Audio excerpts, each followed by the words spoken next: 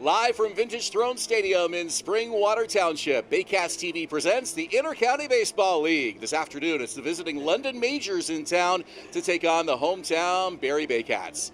Hi, everybody. Welcome back. I'm Ben Davy, along with Julius Hern. Well, 5 games remain on the schedule for the Baycats here in the 2024 season. That is it. 3 games here at home, 2 games on the road, and then it's on to the postseason. Barrie hanging on to the number 2 seed in the playoff picture for now.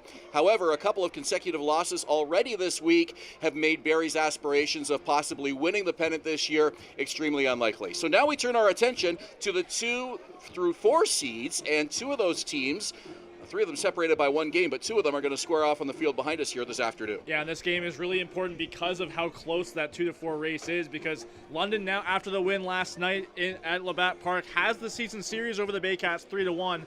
So because of that, if they win today, they're going to tie the Baycats for second. And then because of the head-to-head advantage, they're going to look at that, having that number 2 spot as we go into the playoffs with that last week of the season remaining. A lot of possibilities remain. We'll see if today brings any clarity to the playoff picture.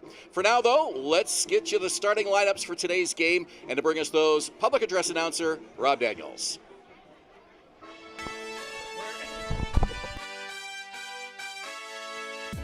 Ladies and gentlemen, girls and boys, welcome to Vintage Throne Stadium for season number 23 of Barrie Baycats baseball. It is another Paul Sadlin Motors Junior Baycats Day, and it features the visiting London Majors and your Barrie Baycats. Here are this afternoon's starting lineups. First for the London Majors, managed by Roop Shanderdat. Batting first at shortstop, number 27, Gibson Kresminski. Batting second, the second baseman, number 34, Calden Cardoso. Batting third, the catcher, number 36, Eduardo Diolio. Batting fourth, the designated hitter, number 35, Cleveland Brownlee. Batting fifth in right field, number 22, Byron Reichstein. Batting sixth, the left fielder, number 7, Starling Joseph. Batting seventh, the third baseman, number 14, Victor Plaz. Batting eighth, the first baseman, number 13, Brad Verhoeven. And batting ninth in center field, number 19, Champ Gardner. On the mound this afternoon for the Majors, number 48, Jonathan Henry.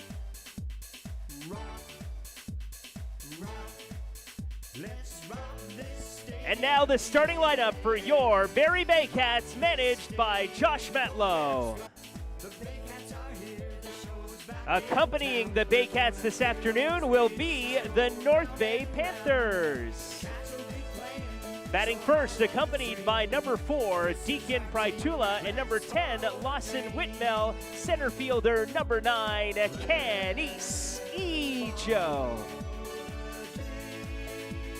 Batting second, accompanied by number 11, Ryerson Davis, and number 19, Sullivan O'Reilly. It's the shortstop, number 11, Brandon Hernandez.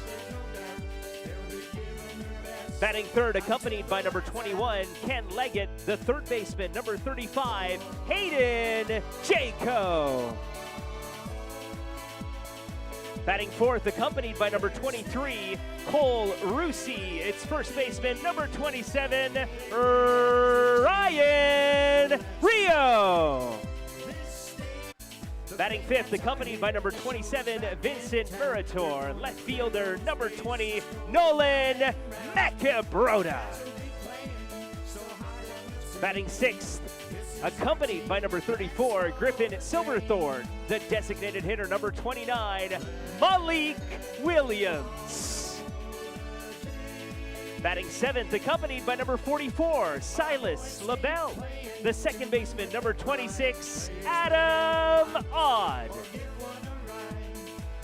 Batting eighth, accompanied by number 59, Chase Boudroy. Catcher, number 44, Tyler Plumpton.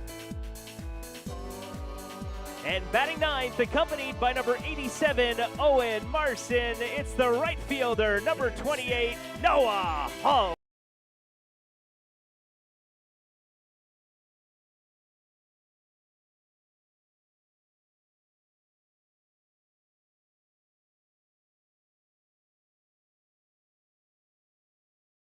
'85 strikeouts, the second highest now in the Intercounty Baseball League, coming into action today. And Victor Payano of the London Majors leading the way now, 87.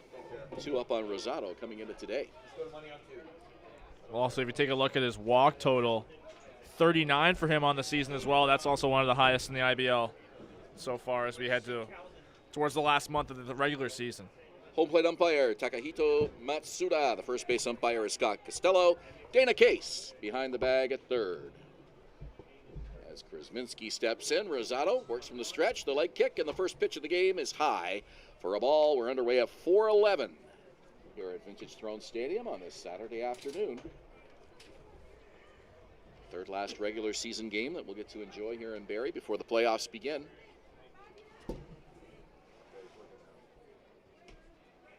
Called strike on the inside corner. Game time temperature 21, Humidex 22. So the humidity has subsided quite a bit today from what we've had over the last couple of weeks. But quite blustery in the ballpark today. It's been like that throughout the area over the last couple of days. Sure to have an effect on the flight of the ball today. 1-1 pitch. It's upstairs. 2 balls and a strike. Wind gusts up to close to 40 kilometers per hour, which is, as you mentioned, a strong wind for this ballpark. We don't usually see wind gusts reach that during the summer around these parts, but it's a strong breeze in from right center today. We'll see if that keeps any home run balls in the ballpark. A called strike to make it 2-2. It almost looks like it's coming straight in from right field. So if you're a left-handed hitter like Gibson Krasminski is in the batter's box right now, not looking favorable if you're looking for some power out to right field. Yeah, this is not by any means a home run hitter's park to begin with. Here's the pitch. Rosado deals, and it's fouled off to the left side.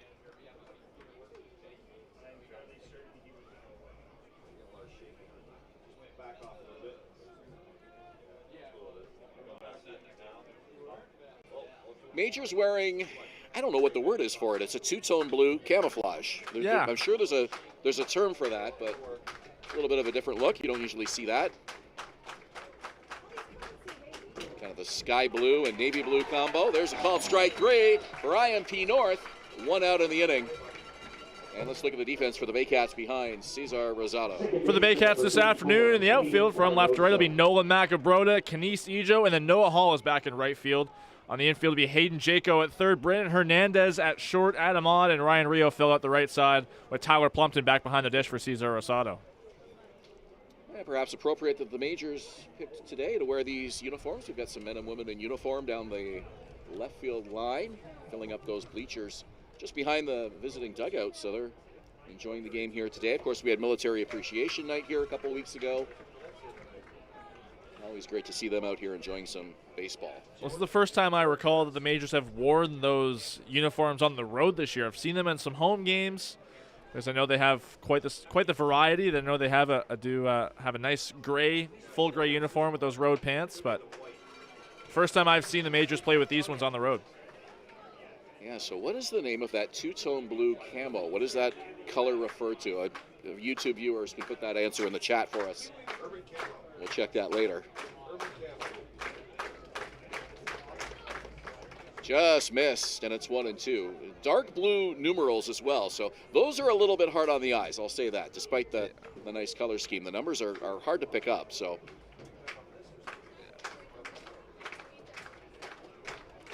We'll do our best to make sure we've got the right guys warming up in the bullpen when we come to that point in the game.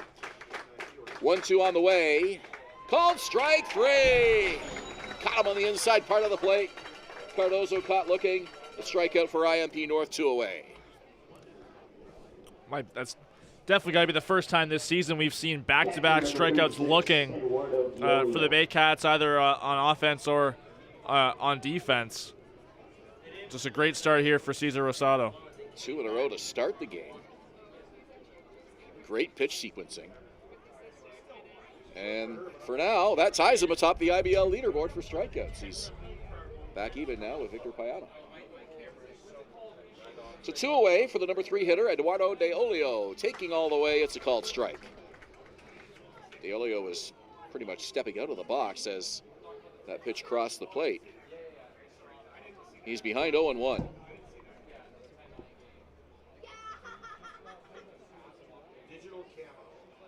Rosado deals, and it's fouled back to the screen. 0-2. Rosado doing such a great job getting ahead in the counts, and that's one of the reasons why he's right up there with the IBL strikeout leaders. Well, it seems like every time Rosado's on the mound, you're very, very often going to see these 0-2 counts or 1-2 counts throughout the entire outing. Rosado deals, and it's fouled over the screen.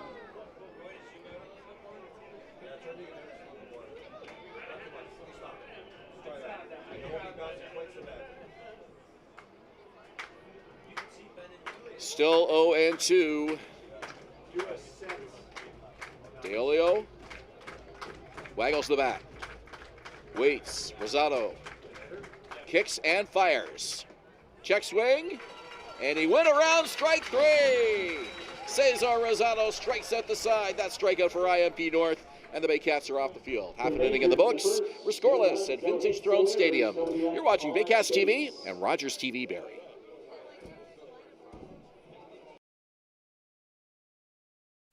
From basic to cosmetic dentistry, Smiles on ESSA Dental has all your dental needs covered to knock your oral health out of the park. Hi, I'm Christy Fans from 400 Chrysler and Barrie Chrysler Dodge Jeep Ram. This year, we are the community partners of the Barrie Baycats. Community is near and dear to our hearts here at the dealerships and one of our core values, so we can support local and shop local.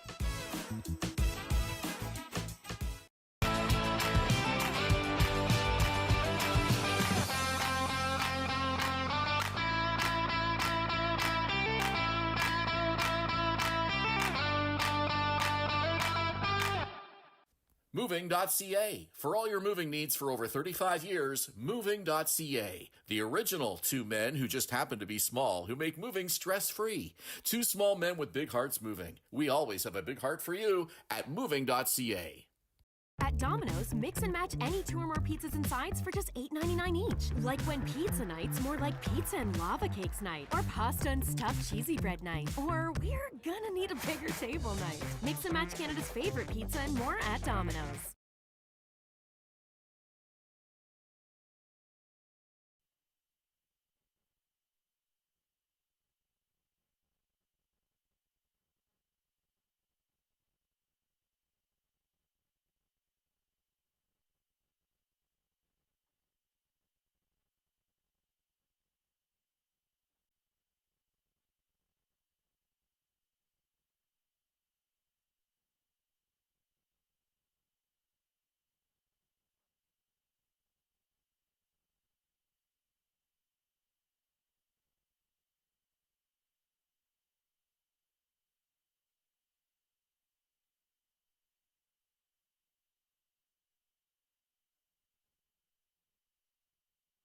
Welcome back to Vintage Throne Stadium. It's the bottom of the first inning.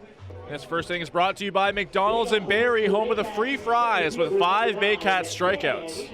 Canicio, the leadoff man for the Baycats. Brandon Hernandez bats second. Hayden Jaco in the 3 spot. Ryan Rio, veteran first baseman, cleaning up today. Nolan Macabrota in left field, batting 5th. Malik Williams bats 6th at DH. Adam Ott, Tyler Plumpton, and Noah Hull. Bottom third of the order for Josh Matlow's Baycats this afternoon. And on the mound, they're going to be facing Jonathan Henry, making his first start of the season. This will be more of a bullpen day for the London Majors, as Rup Chandradat told me. The team has been pretty banged up lately, and they got a couple early week games next week, so they're trying to save a little bit of their starting pitching for that. But first start of the season for Henry comes in 24 innings under his belt, a 4.87 ERA. Fouled off to the right side. Now, correct me if I'm wrong, but when somebody needs your signature for something, what do they say? Can I get your Autograph. John Henry? John Hancock. John Hancock. I've heard that as well, but I've heard John Henry too.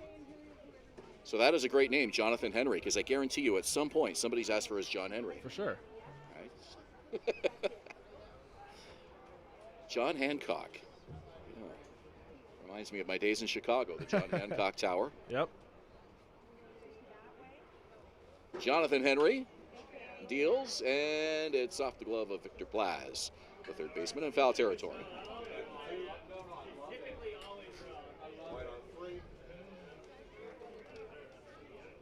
Final matchup of the regular season for these clubs. Head-to-head, Baycats have struggled. 1-3 versus the Majors in 4 matchups. Got their win in London early in the year and have dropped the last 3 since.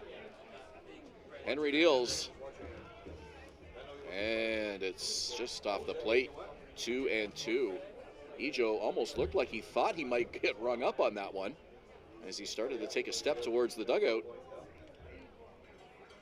The at-bat will continue.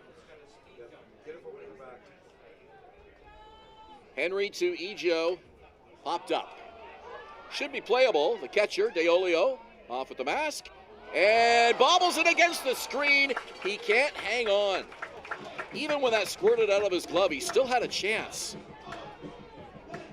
Tough play for a catcher coming right back against the screen. Well, typically if you're a catcher, you want to kind of turn around back toward home plate, because the backspin on the ball is going to be kind of detrimental, and not really much opportunity for DeOlio to do that. Definitely could have been the reason why that one squirted out of his glove. Just looked like he was in and out.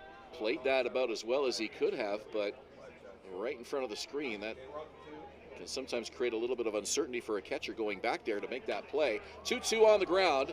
It's to second base, and it's Caden Cardozo making the play. 1 out here in the bottom of the first.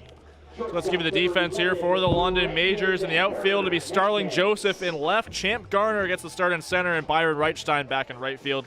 Meanwhile, in the infield, former Baycat Victor Plaz at third. Gibson Krasminski gets the start at short. Caden Cardoso over there at second with Brad Verhoeven at first, and Eduardo DeOlio behind the dish. This is Brandon Hernandez, who has been on an absolute tear in his 16 games since joining the Baycats midseason, hitting exactly 400. First pitch swinging, and he fouls it into the trees. And he comes into this game on an 8-game hit streak.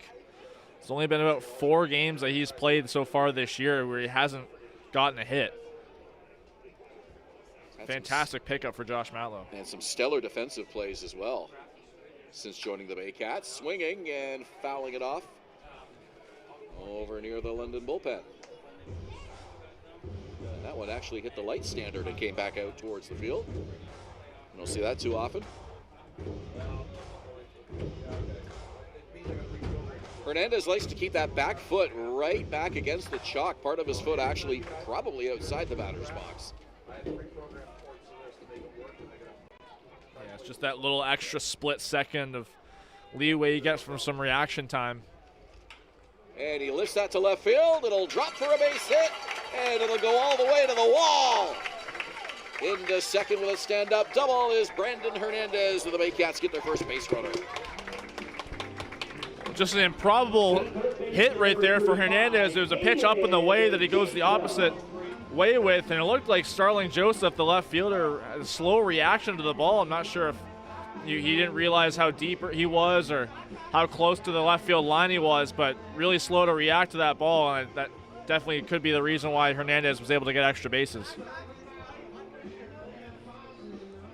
Hayden Jaco, an IBL All-Star, having an All-Star season.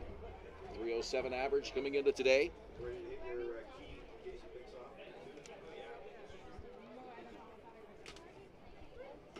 Jaco has handled catching duties.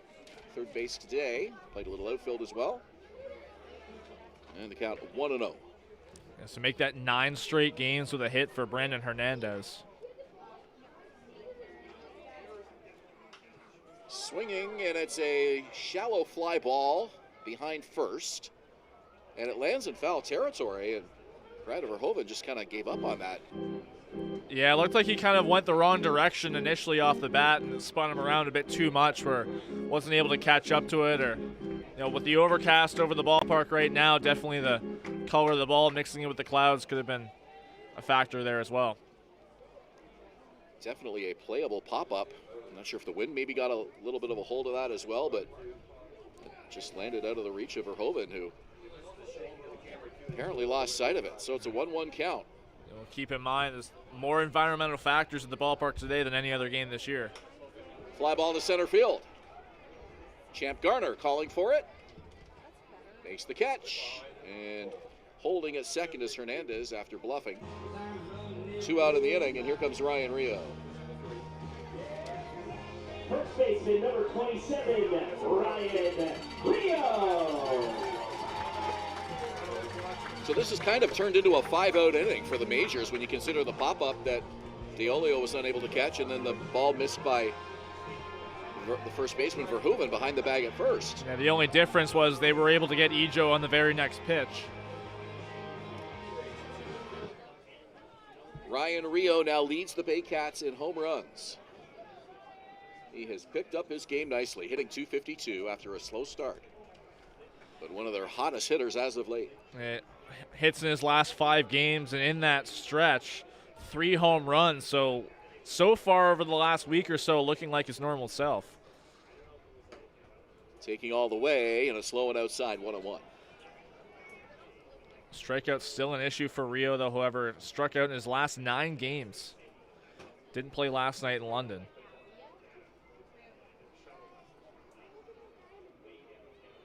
And that one on the other side of Rio goes to the backstop. No chance for DeOlio as he goes back to pick that up. Wild pitch, moves Hernandez to third base.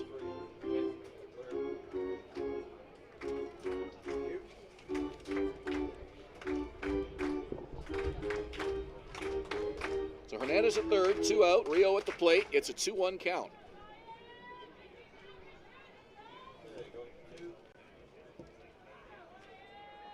Jonathan Henry is ready. The pitch. Called strike. 2-2.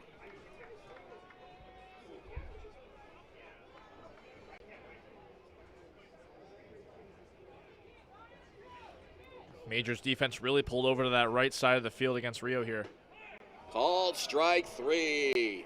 A big K for Jonathan Henry to get the Majors off the field. Baycats strand a runner in the bottom of the first inning. No score between the Majors and the Baycats here on Baycats TV and Rogers TV Barrie.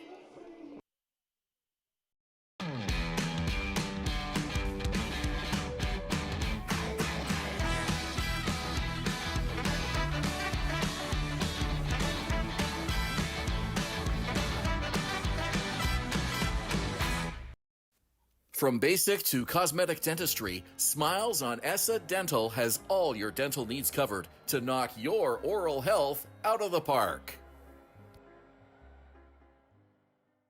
Danielle May Real Estate, supporting the Barrie Baycats and ready to help with all of your real estate questions. What is your home worth? Should you sell now or wait?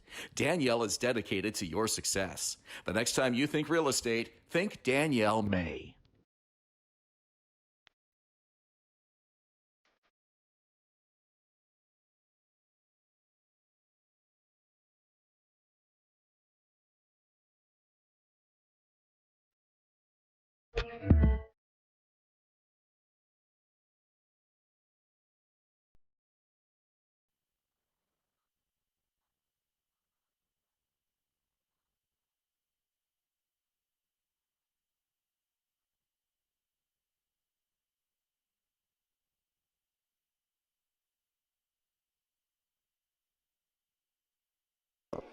Second inning we go at Vintage Throne Stadium. Majors, Baycats, scoreless, and it's the middle part of the order for London. Cleveland Brownlee, the veteran DH, to lead it off. Lots of kids here at the ballpark today. It's another Junior Baycats day, and maybe our biggest crowd of the season, even including the Pack to Park night. I don't know. We've had some really, really good-sized crowds here over recent weeks. We were talking about this a couple breaks ago, but I think this looks like the biggest crowd of the year. Well, if you arrive now, you're probably not finding a seat, that's for sure. It's pretty much a capacity crowd as far as seating area is concerned. So that is an encouraging sign, and hopefully the crowds will be really well attended as we head through the playoffs as well this year.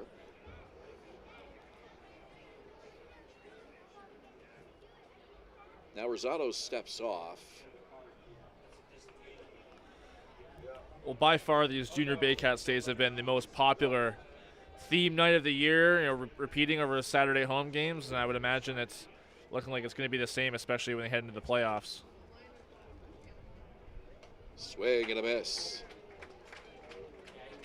Cleveland Brownlee really reaching on that pitch there, way out in front of a changeup from Rosado. Very much like Ryan Rio, he's got power, but high strikeout totals as well.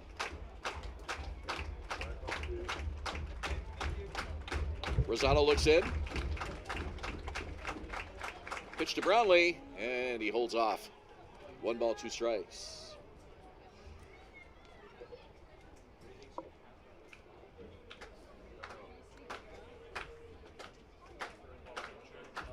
Brownlee has 3 home runs. Hitting just 188 though. Here's the pitch. And that hit him right in the top part of the arm, right off that bicep, it looked like. Didn't have any chance to get out of the way, and he'll swing that arm and head to first base. Yeah, frighteningly close to his left elbow there. You can tell he was frustrated when he got hit by the pitch, and even Rosado getting the ball back from Tyler Plumpton was frustrated that he hit Brownlee. Well, it got him on the meaty part of the arm, like you mentioned, much better than an elbow or a wrist or a shoulder. Not that that's much consolation. Any pitch by Cesar Rosado is going to hurt, no matter where it hits you. Yeah, fastball just trailed a little bit too far inside. Well, so Brownlee at first base runner for the Majors. Brownlee actually bluffed a start there. Held up, count 1-0. He does not have a stolen base this season. Despite that, Ryan Rio holding him on. Pitch to Reichstein. And it's 2-0 now. So Rosado, after striking out the side in the first, hits Brownlee to give the Majors the first base runner, and now behind in the count 2-0.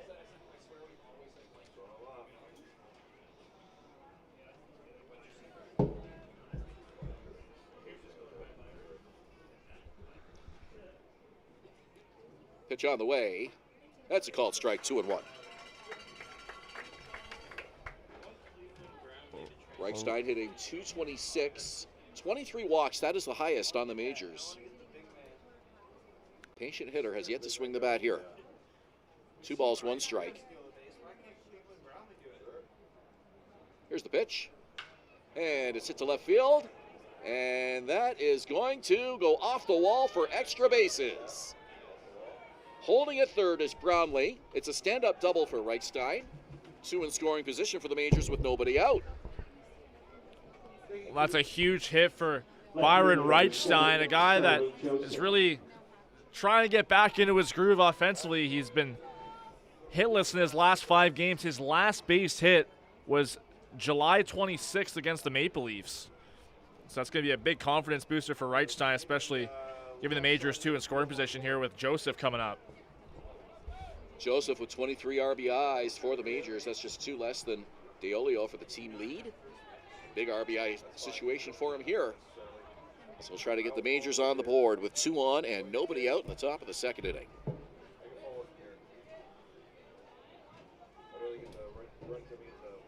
So Rosado, after about as perfect first inning as you could draw up, in a real jam here now in the 2nd. First offering to Joseph, swing and a miss.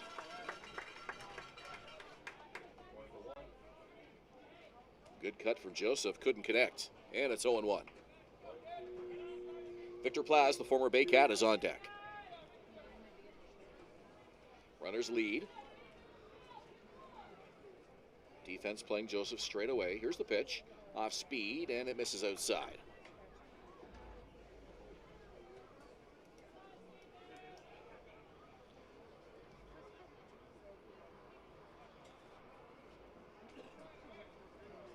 Cesar Rosado really slowing things down out there. Takes a long look in. Now comes set. 1-1 pitch. Called strike on the outside corner. A fastball had a lot of movement towards the outside. Joseph was able to lay off that one, but maybe thinking that he probably wanted that pitch back. 1 ball, 2 strikes. Rosado deals outside. Joseph doesn't chase. Works the count to 2-2. A lot of wind here at the ballpark. You can probably hear our pages rustling through the microphones. We're told the outfield camera's got a little bit of a shake to it as well with the wind out there. Pretty strong. Rosado looks in for the 2-2. Here it comes. Foul back to the screen. Joseph just missed getting underneath that one. A great swing from Joseph. You can tell he was right on time with it, just couldn't lay the barrel on it, with fouling it right back. That's a great sign that your timing's right.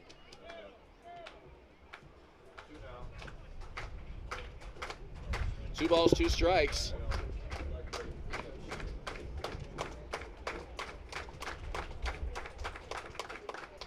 Rosado is ready. Here's the pitch. Called strike 3. 4 outs for Cesar Rosado, all of them strikeouts. That strikeout brought to you by IMP North, and a big one, 1 out of the inning. Really impressive strikeout there for Cesar Rosado. He had to use almost every pitch in his arsenal to maneuver around Starling Joseph, a dangerous hitter in the middle of the majors lineup. But he ends up getting him looking even more impressive feat. Well, you mentioned it, Rosado's longest outing this season. He has 2 outings that have gone 7 innings. One of them was his last one in Welland. A 6-0 win for the Baycats in that game. Had a no-hitter one game and had to come out of the game because the pitch count got up there. Here's the pitch, called strike, and it's 1-2. The other 7-inning outing was a no decision eventually in a 4-3 loss here against the Red Sox. Only gave up 1 hit and 3 walks in that game, and 12 strikeouts. 1-2 the count here to Victor Plaz. Rosado is ready. Here's the pitch. And it's lifted foul, right side. So deep counts and a lot of foul balls. Really dragging out a lot of these at-bats here.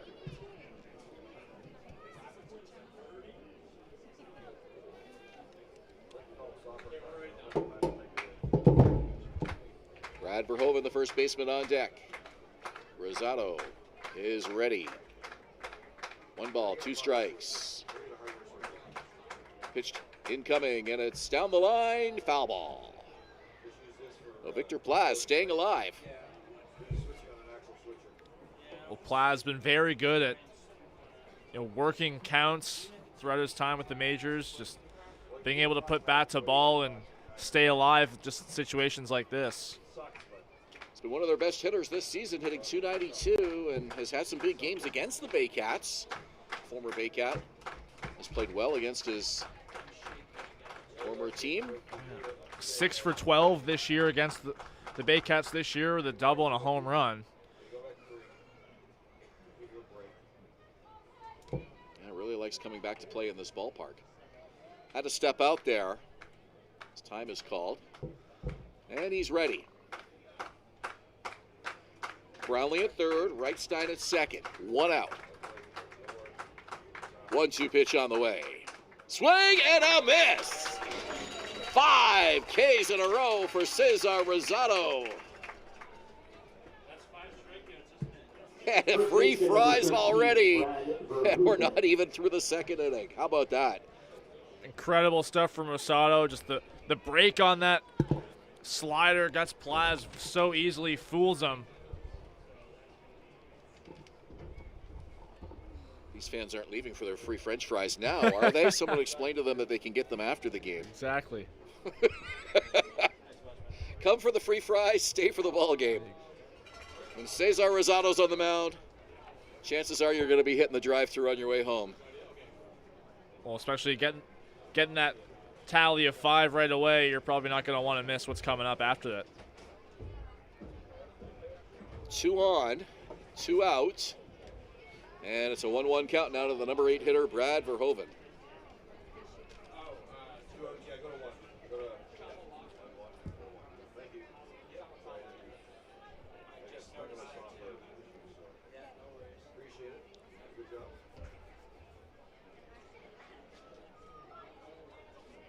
Rosado's ready. It's a long looking. Working very slowly out there. 1-1 pitch.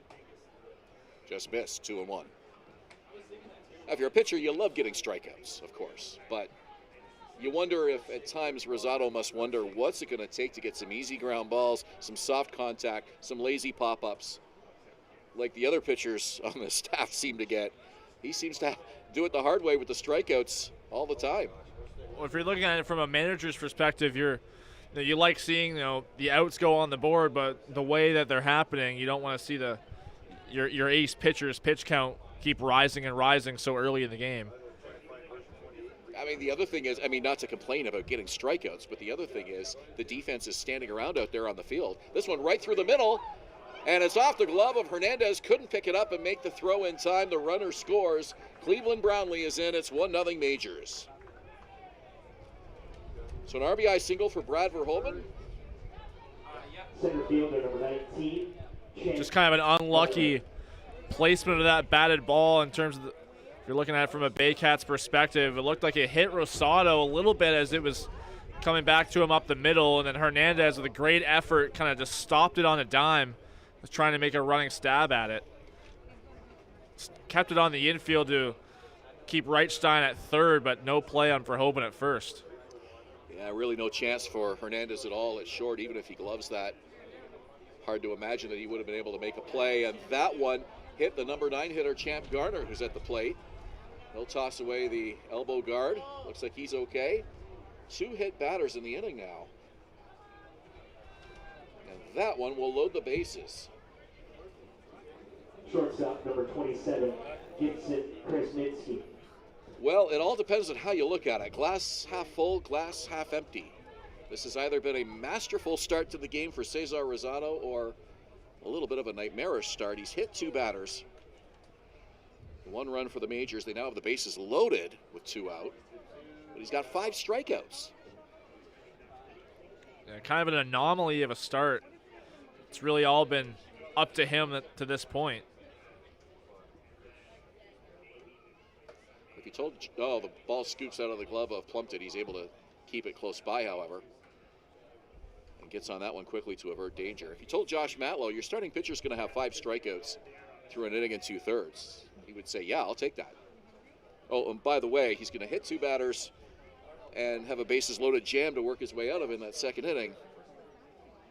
Suddenly it sounds a little bit different. Yeah, you'd definitely be starting to rethink how you got there. But that's the mentality of Rosado. He's ever so confident on the mound, thinks he can do it all himself, and he's surely proven that he can. But there are some points where you have to know your situation and rely on your defense behind you. With the velocity he throws with, a lot of the batted balls are going to be hit so hard, the defense isn't really going to have much to work with. Nowhere to put Kresminski. 2-0 count here. Let's see if he's taking on this 2-0 pitch from Cesar Rosado. Here it comes. And he laid off. They wanted an appeal at third. He did not go.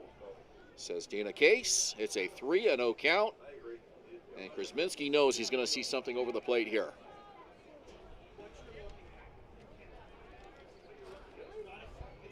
It's tough to give a green light here, especially with 2 out. Don't want to waste this kind of golden opportunity for Kresminski, looking to get some retribution for that first inning strikeout. Called strike. Rosado getting that one. It looked like it could have been low or in. Keeps the at-bat alive at 3-1.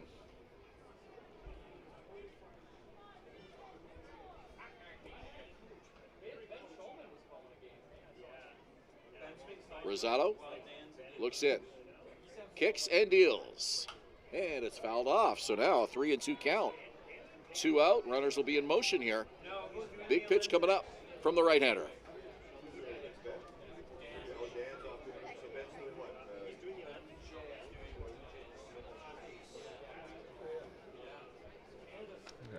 Runners are going to be off here, so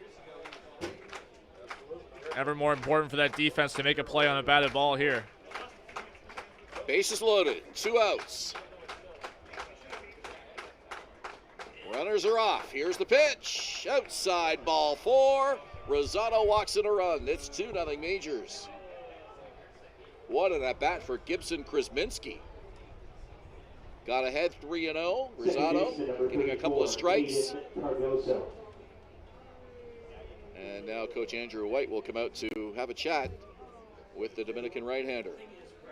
Well, we mentioned it when we were introducing Rosado in the first inning.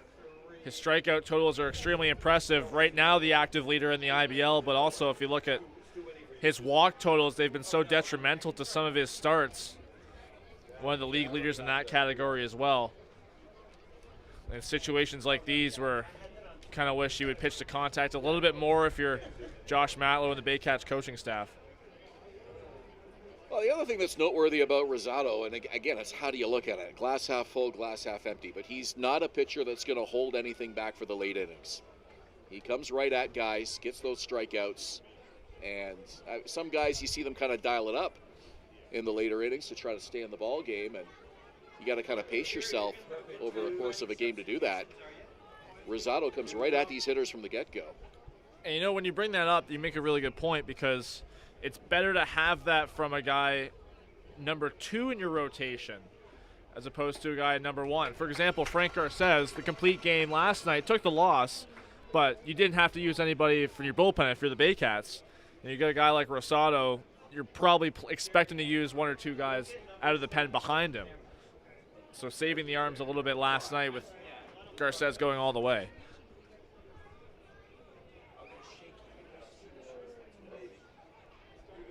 Two nothing Majors. On the ground, hit weakly. Hernandez picks it up, makes the throw. It's there for the out. So the Majors leave the bases loaded.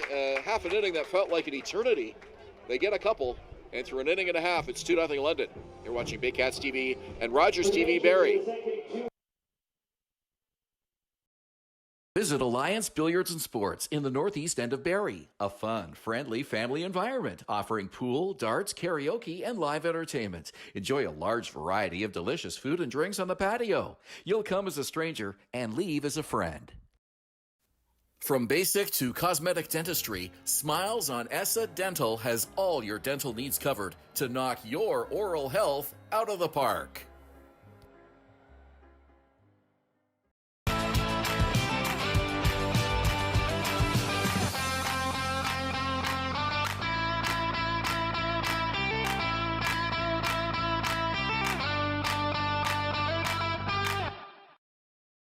BarrieToday.com. Local news, weather, Baycat scores, and more. BarrieToday.com. Your community, your news.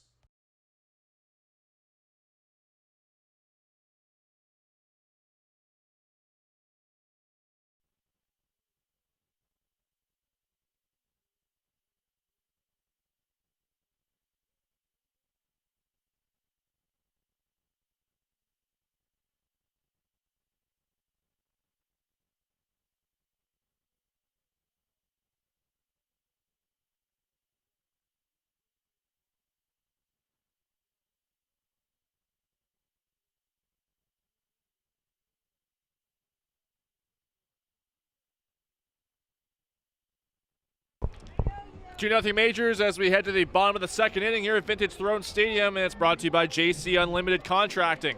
Design, supply, build, renovate, servicing Simcoe region for over a decade. Nolan Macabrota, the Baycats sensational rookie, will lead it off here for the Baycats, trailing 2-0. Bottom of the second inning. Ben Davy with you, along with Julius Hern. Brian Backland, our producer, and our Baycats TV crew here at Vintage Throne Stadium on this Saturday afternoon. Kids enjoying some face painting, compliments of Vintage Throne Barber Lounge. How about that? Maybe next time I sit in the chair and see Claudio, I'll have to ask him for the face painting to be included with my haircut and my beard trim. Fly ball left field. It'll stay up there in the park. for the left fielder, Starling Joseph, one away. Well, you just tell how much that fly ball kept slicing towards that left field line. The wind kind of blowing a little bit further in towards the right side now. Hitters really got to take into account some of the elements in the ballpark today. Much windier, as we mentioned, than usual. Malik Williams only played 9 games last year, but hit .567. Back for another stint with Barrie here in 2024. And he hits this one up the middle and through into center field. Second hit of the afternoon for Barrie. One on with one out for Adam Ott, the second baseman. Really seems like Malik Williams is finding his groove again. That makes that hits in 3 straight games after a lengthy period where he was really struggling at the plate. Hits were few and far between for him. Strikeouts were prevalent, but now really getting back to the Malik Williams we saw last year in that brief span he spent with the Cats last year. Williams at first, one out. Brad Verhoeven holding him on. A swing and a miss by Odd, strike one.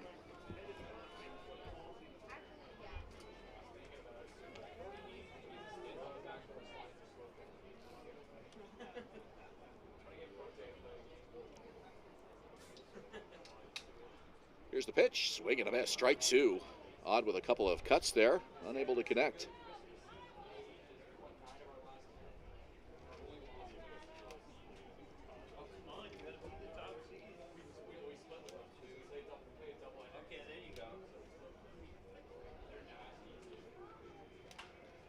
To left field, and it'll drop fair, right down the line. Holding at third is Williams. That's a stand-up double for Adam Ott, right on the chalk. Catcher number 44, Tyler. Ball had some slice to it.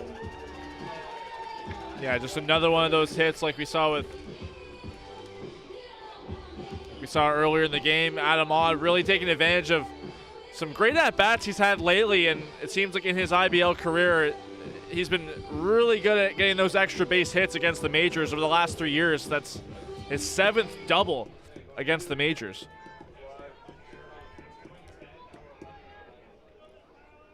So 2 in scoring position for Tyler Plumpton. First pitch strike. Big lineup right now at that Vintage Throne face painting station. Those kids very excited to get their faces painted. Have to go down there and see what kind of designs and options are available today. Definitely due for a haircut, I know that. I don't think they're offering those today. Have to schedule that for next week, I guess. Yeah. You and I were discussing our playoff grooming strategy a couple weeks away. I think a beard trim might be in order as well. Yeah, getting closer to it for sure. Always love stopping into Vintage Throne Barber Lounge, and they take really good care of their clients. Sabrina always offers an espresso or a coffee. Left field, base hit. It'll bring in a pair of runs as Williams is in to score, and Adam Ott right behind him. Tyler Plumpton with one swing of the bat ties this game at 2. You could argue one of the biggest stories of the year for the Baycats has been kind of the offensive resurgence of Tyler Plumpton, hitting well above 300 coming into this game on the season, and just keeps extending his value to the team, not only behind the plate, but what he's been able to do offensively, coming in clutch with some RBIs. We saw him have a walk-off base hit earlier in the year. To second, and one play. That's the first, and not in time! Some great speed by Noah Hall. Forced Cardozo to rush the throw. It was there, but Hall beat it out. And there's 2 on now, and it's back to the top of the order. Incredible hustle there from Noah Hall. Cardozo had to range over to his left a little bit, just was able to kind of snow cone that one. And then there was a little bit of some hesitation there. He thought he might have been able to make a play at second base, but decided not to, had to turn away from second, and then that throw over to first. Just not in time to get Noah Hall, who busted it down the line. So Ejo with a 1-0 count. He's 0 for 1 this afternoon.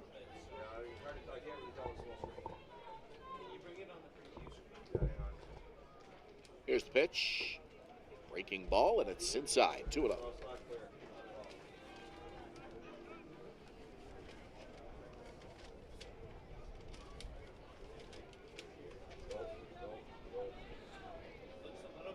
Baycats have tied this at 2. We're in the second. 2 on, 1 out. Here's the pitch, and it's a fly ball deep to right field. And running back to make that catch is Byron Reichstein. The ball drops. He couldn't come up with it. And back to first.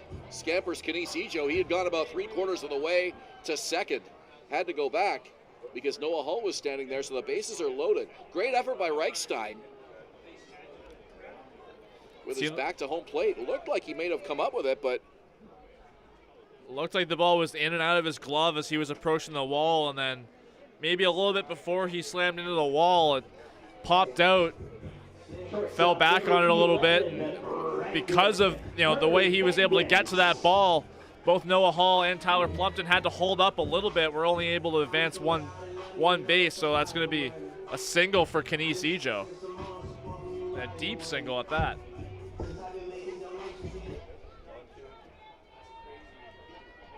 So a big at bat here for Brandon Hernandez with the bases loaded, 1 out. Here's the pitch, inside.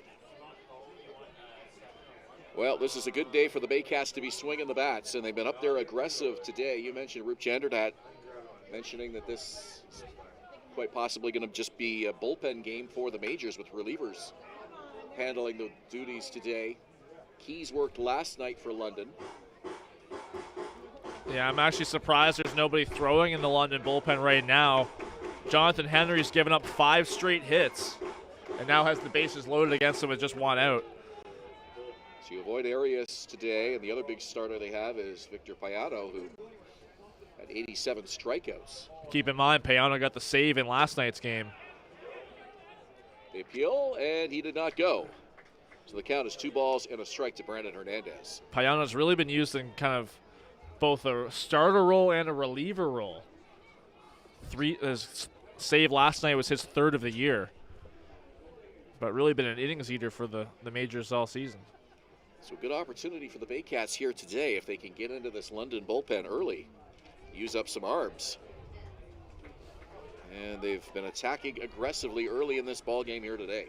And Brandon Hernandez, who's up right now, a great example of that. That double in the first was a great piece of hitting. Ended up getting stranded, but exactly the guy at the plate you want in this situation.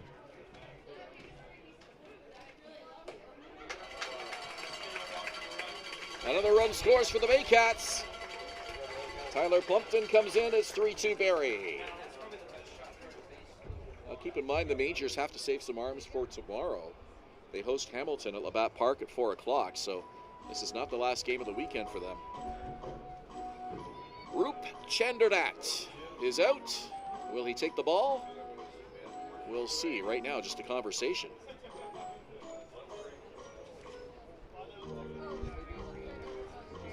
Looks like they're going to leave Jonathan Henry out there.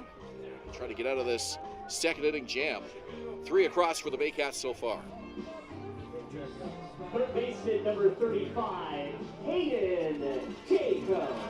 Still nobody throwing in the majors bullpen. There are a couple pitchers up and moving around stretching, but it looks to be like Jonathan Henry's inning to finish as a couple more majors head down to the bullpen.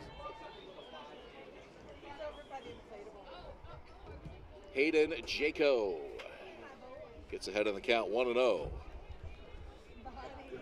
if you're looking at a historical perspective from the majors, Hayden Jaco, his 6-game hit streak ended last night in London and hasn't been historically great against his former team.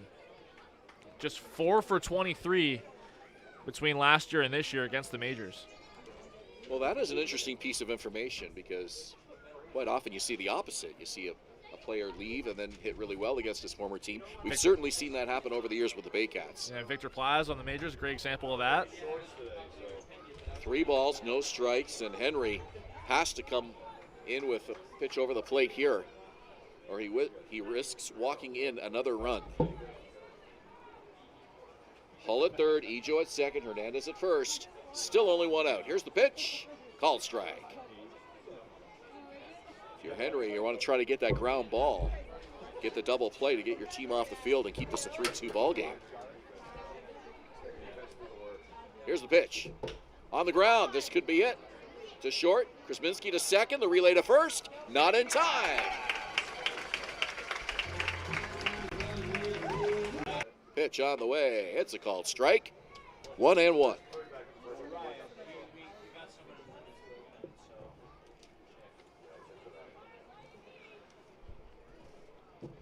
Rio waggles the bat. Braden Farrington's warming up in the Majors bullpen. On the ground, and a nice play by the first baseman. Over to the pitcher, and it's behind him. And another run comes in. Well, Brad Verhoeven made a great play to dive and get to that ball, and Henry was in the right spot. Not a good throw to him, covering it over at the bag. The left fielder, number 20, Nolan Mackin. A really tough play, like a great diving attempt from Verhoeven there, but not sure if it was the throw just from our angle, vantage point, taking a look at that play. I'm not sure if the throw was behind Henry or if Henry just couldn't get a glove on it. But it cost the Majors another run. Yeah, first error of the game for London. And a balk has been called on Jonathan Henry. And another run comes in to score. That's Hayden Jaco. Rio will go to second. Baycat lead now 6-2.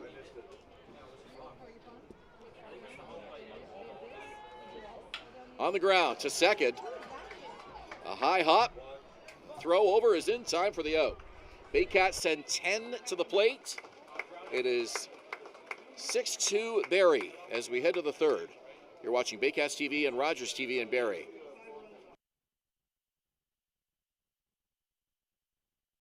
Moving.ca. For all your moving needs for over 35 years, Moving.ca. The original two men who just happen to be small, who make moving stress-free. Two small men with big hearts moving. We always have a big heart for you at Moving.ca.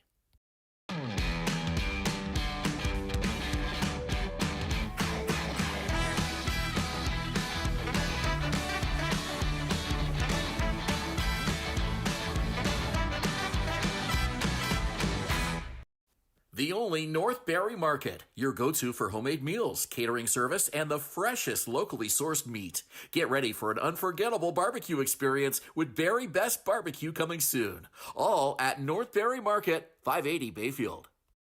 The Collingwood Brewery at 10 Sanford Fleming, producing delicious lagers, ales, and seltzers since 2014. The proud home of the Baycats Brew. Check out their retail shop and tap room, and select products at the LCBO, beer store, and grocery stores. Cheers, and go Baycats! From basic to cosmetic dentistry, Smiles on Essa Dental has all your dental needs covered to knock your oral health out of the park.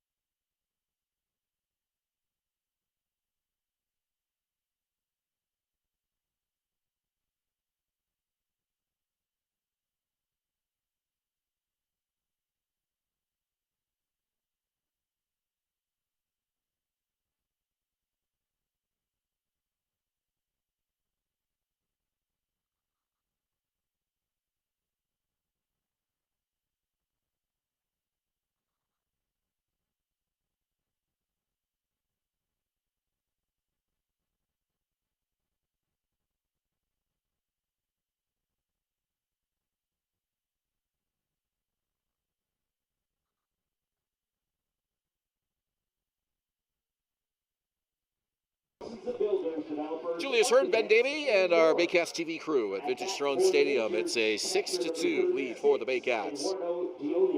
As Eduardo De Olio will come to the plate for the second time. He struck out swinging to end the first. De Olio, Brownlee, and Reichstein due up for the Majors here in the third. London jumping out in front 2-0. Baycats respond with a 6-run bottom of the second.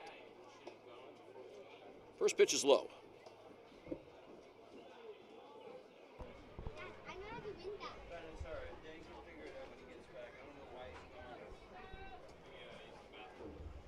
Cesar Rosado has struck out 5 in this game. This one down the line, it hits the umpire as he was signaling foul. He tried to get out of the way. And that's why, as an umpire, you're standing in foul territory. That's the way you know if the ball hits you, it's foul ball. That's Dana Case behind the bag at third today.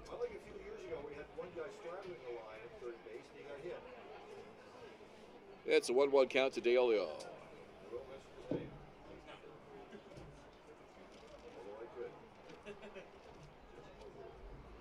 Rosado deals. Called strike. 1 and 2 the count. Rosado really coming at DeOlio with the high heat on the fastball early in this at bat. Yet another 1-2 count for him. Here's the pitch. It's in the dirt low. Baycats with just 4 regular season games remaining after today. They're in Kitchener tomorrow afternoon, 2 p.m. at Jack Couch.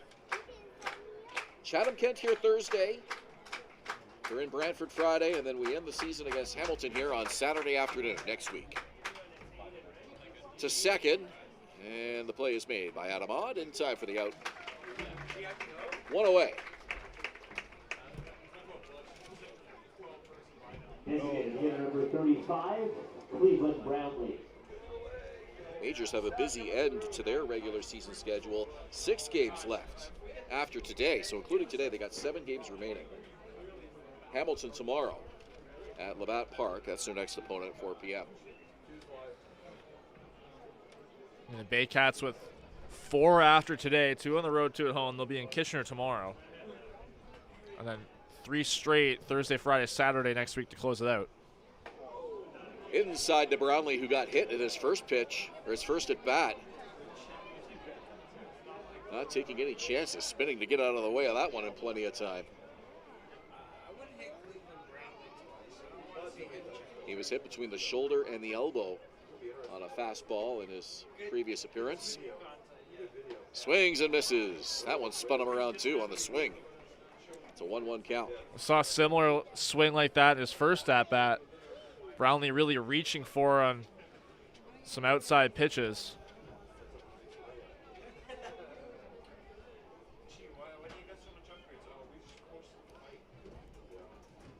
Doesn't wear batting gloves either. Got the old-fashioned skin on wood.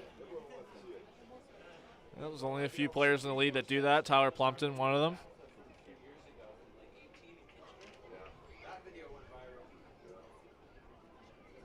Rosado's ready. Here's the pitch. And he misses outside. 3-1. 42 games again this season, but with the addition of the Chatham-Kent Barnstormers, Baycats play some teams, everybody plays each other either 5 or 6 times. Majors and Baycats ended up facing off 5 times. Swing and a miss. Brownlee lunging at that ball. 3-2 now. The count is full. So London with 7 games left, including today. Just 35 games. Them and Guelph have a couple of busy weekends ahead of them here to get those 42 games in. Ball 4. Brownlee's aboard for the second time. And it looked like that one was just a bit above the zone. Brownlee, after a couple of wild swings, impressively able to work that walk. Right fielder number 22, Byron Reichstein.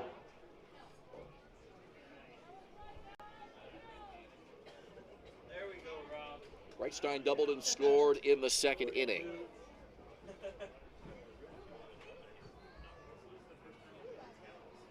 Rosado's pitch. It's a called strike.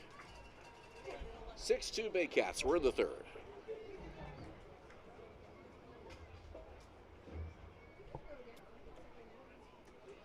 Rio holding on Brownlee. Not a threat to steal. Swing and a miss. Reichstein behind now. No balls, 2 strikes.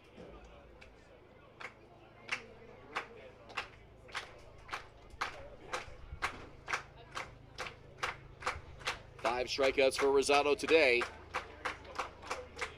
0-2 pitch incoming. Swing and a miss.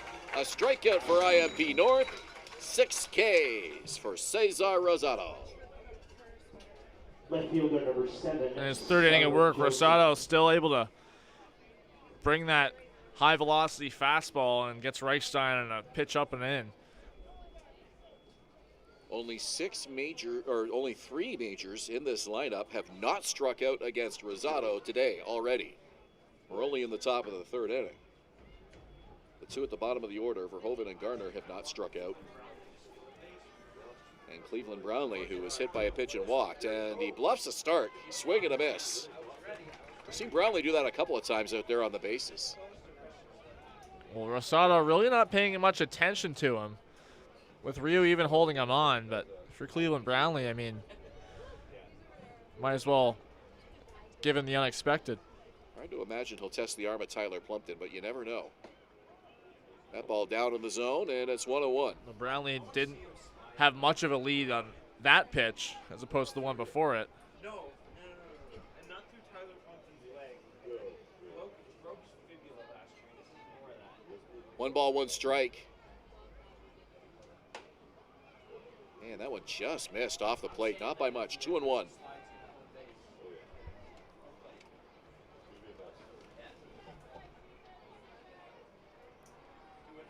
Rosado, not a pitcher who really spends a lot of time checking the base runners. He just comes right at the guy with the bat in his hands. Well, a great explanation as to why he didn't know he had a no-hitter going a few weeks ago through 6 innings. Had some base runners in that game, but paid no attention to him, really. Another one just off the plate, and it's a 3-1 count. Well, Brownlee maybe trying to exploit that a little bit. Get that big secondary lead, saying, hey, if you're not even going to look over here, he'll take as much real estate as he'll give him. As a base runner, you really start to notice that, not just on your own, but you notice when your teammates are on base as well, how often the pitcher looks over, and it's just saw Rosado look over right there. Well, we got a couple of bodies running down to the Baycat bullpen on that 3-1 pitch. That one's a called strike. Joseph thought he had that one. Rosado got it over, and the count is full. Well, Joseph struck out looking his first time, so it's going to be much more important to him here that he starts protecting the plate in a full count.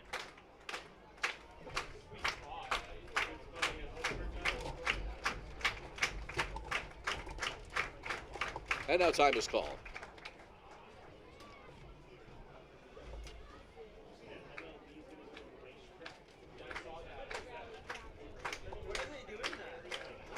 Only 2 defensive outs so far behind Rosado that weren't strikeouts. Both of them ground balls. Runner goes, and it's a fly ball to left field. Hit deep, and it is foul. A long way. Joseph slicing that one down the line.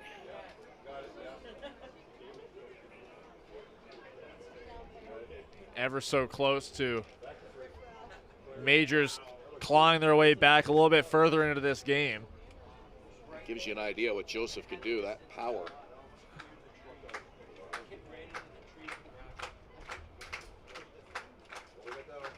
Doubled and scored in the IBL All-Star game this year.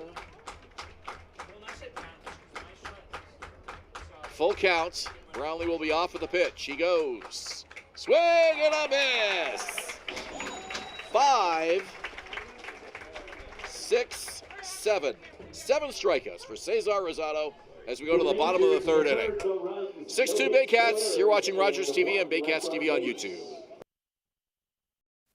From basic to cosmetic dentistry, Smiles on ESSA Dental has all your dental needs covered to knock your oral health out of the park.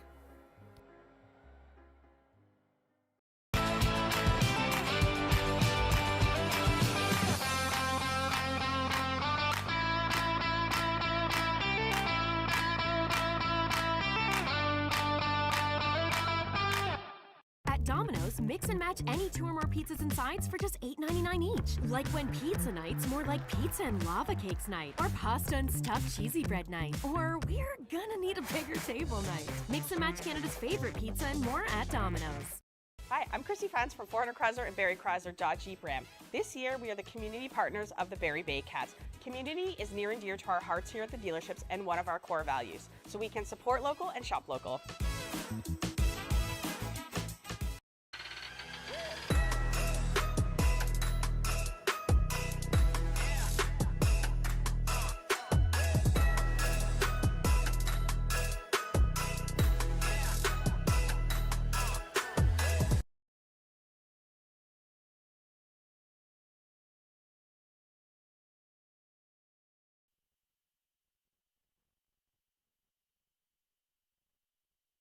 Welcome back to Vintage Throne Stadium. A 6-2 Baycats lead as we enter the bottom of the third inning.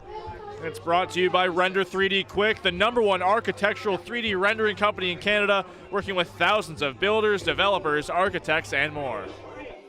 6-2 Baycats is the score. There was some question whether it was 5 or 6. 6 runs came across for the Baycats in the bottom of the second. So just to clarify that for everybody. As we go to the bottom of the third inning, Baycats sent 10 men to the plate in the second. Scored 6, lead by 4, and Malik Williams will lead it off here in the third. We've crossed all the T's, dotted all the I's. It's a 4-run Barrie lead here. Way outside. It just seemed like it was forgotten that balk where Hayden Jaco scored was the final run that came in the second inning. Well, you know, it's a good afternoon when your team's scoring runs so fast they can't put them up on the scoreboard quickly enough. I think that was kind of a case of what happened there.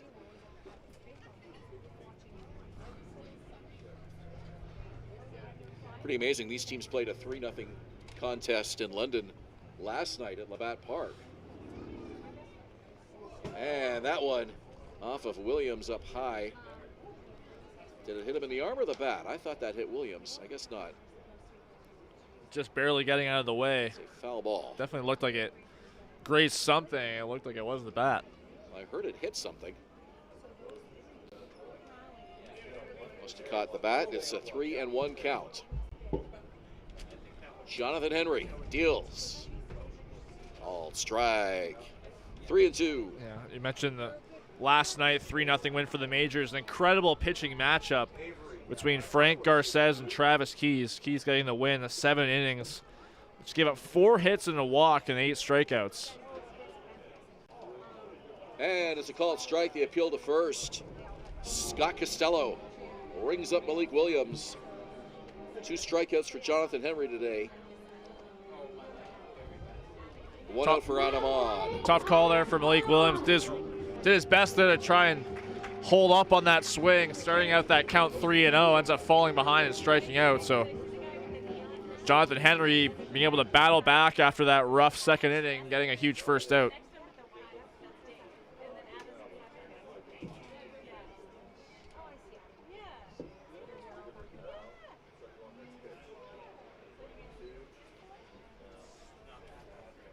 Six-2 Baycats, bottom of the third. Here's Adam Odd ducking away from that one up high and tight. Odd doubled and scored the second run for the Baycats in the second inning. We saw Braden Farrington throwing a little bit in the Majors bullpen. Nobody throwing there now as we head into the third inning. Yeah, we thought that Rube Chanderdat might give Jonathan Henry the early hook, but let him work his way through that second inning and hoping to get as much out of him as he can. This is his first start of the season.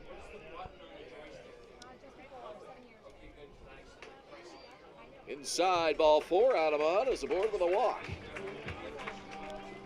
Well, Henry's longest outing of the year was his last one, a 4-inning outing at Chatham-Kent on August 4th. That was a 6-5 Majors win.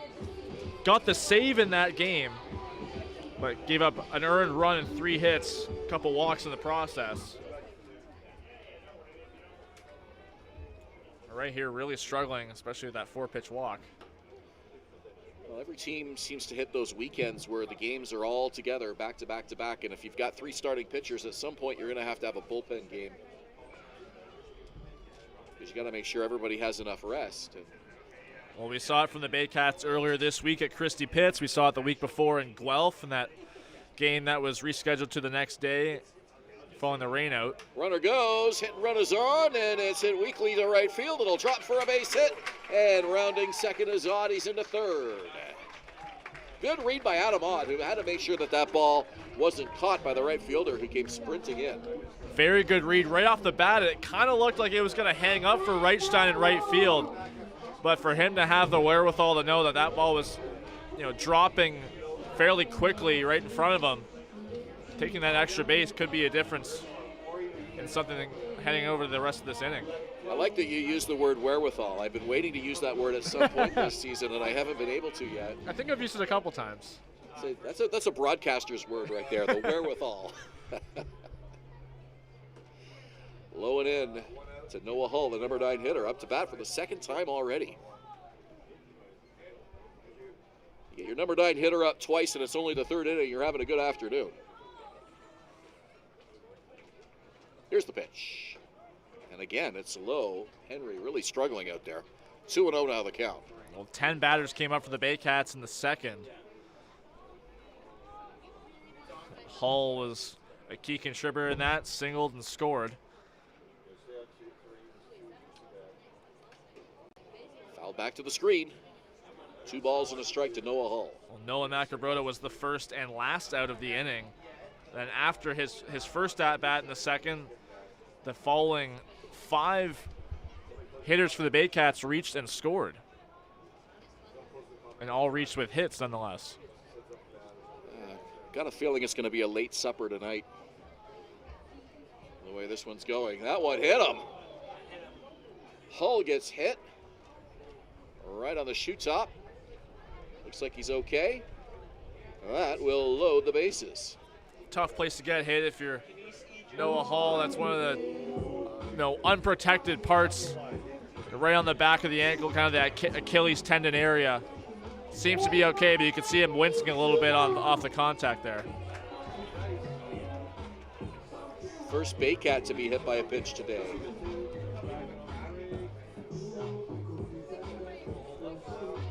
Third hit batter of the ball game. London's been hit twice, Brownlee and Garner.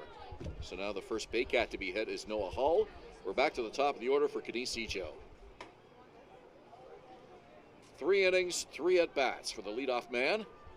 He's 1 for 2 today. Ejo was 1 for 4 last night in London.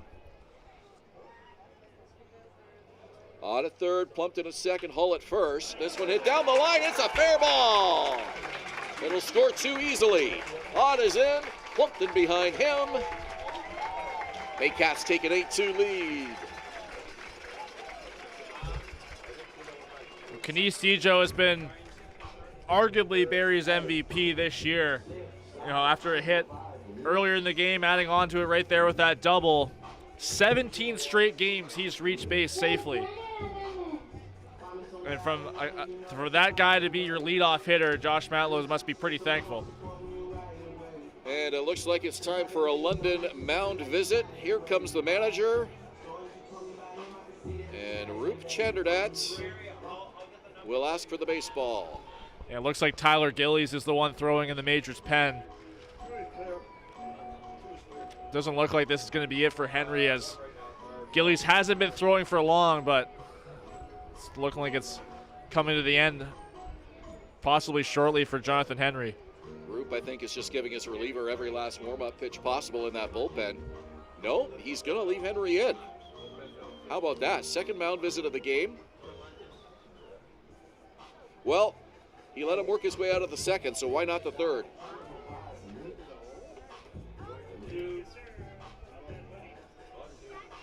Brandon Hernandez to face Jonathan Henry. 2 mound visits for the majors. They have 4 remaining. I got a feeling both sides are going to be using a lot of mound visits today. Pitch is inside. Well, especially when you have a bullpen day like the majors are having, and with Rosado kind of being up and down with strikeouts and walks earlier in the game. Hernandez hits it high. Left center field, it'll drop. Another run will score. The throw gets by the third baseman, Plaz. And in to score is Canisijo without a throw. So 2 more Baycats. Hull and Ejo are in. And And the Baycats are in cruise control here this afternoon. That one just fell right into that kind of Bermuda Triangle area between left field, center field, and shortstop. It looked like it was kind of closer than you'd see most of those plays being, with all three converging on the ball so closely, but luckily for the Baycats, it falls and a couple extra runs score, and another error there for Champ Garner on the throw. You know, baseball is such a funny game. You get shut out against this same team 24 hours ago in their park, come here and score 10 runs in 3 innings. 6 in the second, 4 in the third, and they're not done yet. Anything can happen in baseball, and all to think that there's still 1 out in this inning after the 4 runs scored. Here's the pitch. It's outside, 3-0. Jonathan Henry clearly having some control problems out there. Really struggling to find the plate. He's behind 3-0 to Jaco. And a called strike. Yeah, Jaco was taking all the way there, and that little changeup from Henry really just caught the outside corner.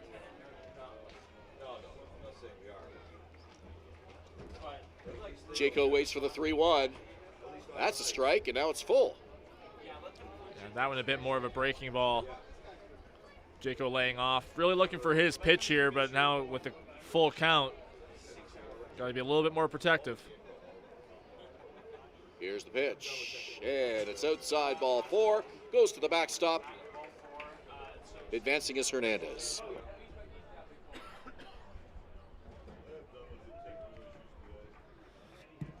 And Roop Chanderdat's going to come out yet again, so it looks like that's going to be the final straw for Jonathan Henry. Tyler Gillies looks to be ready and on his way out. Yeah, I think on the second mound visit, you have to make the pitching change. It's the 3rd of the game. Roop, there he is. And this time he takes the baseball. So the Majors will go to the bullpen for the first time this afternoon. Trailing by 8. We'll be back. You're watching Baycats TV and Rogers TV in Barrie.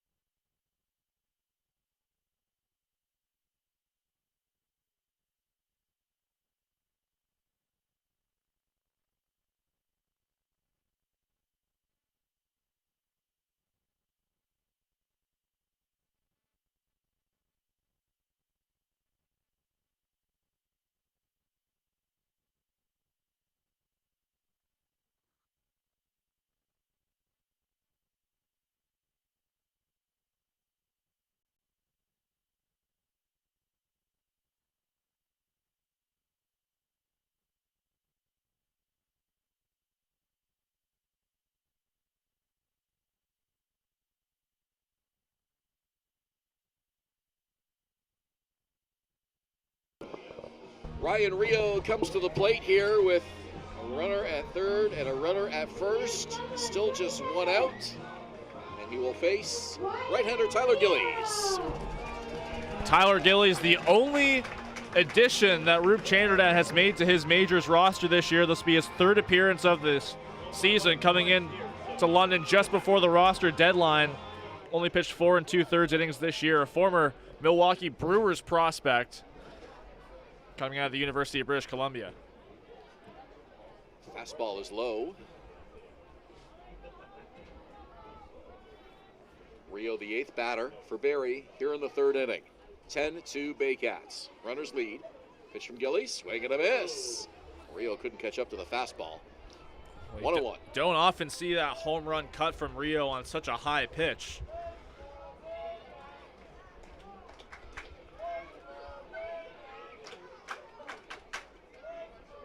Pitch on the way, and another swing and a miss. Rio trying to put the ball in play here. 1 out in the inning. Runners on the corners. Rio must really be seeing the ball well out of Gillies' hand. Hitting 252. Taking, and it's outside. 2 balls, 2 strikes. Great take from Rio there. You can just see the velocity on that breaking ball. I don't see it that high very often compared to the fastball, but Gillies, like we mentioned, former Brewers prospect, got that pro experience. Foul back to the screen. One of the few players that we've seen in the IBL to wear the number 0.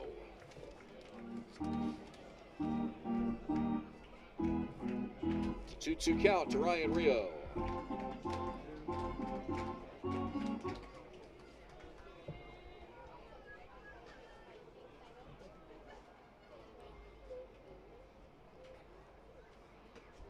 Inside, and the count is full. I'm trying to think if there's anybody in Major League Baseball right now that wears 0. I think there is, but nothing's coming to mind at the moment. Remember, the first player that I can remember was Al Oliver. For the Blue Jays? Yes, and I don't know if he wore 0 before he joined the Jays, but when he did, he took 0, and then Cliff Johnson came right behind him and took 00. Yeah. This one on the ground to second. Cardozo has trouble with it, and another run scores.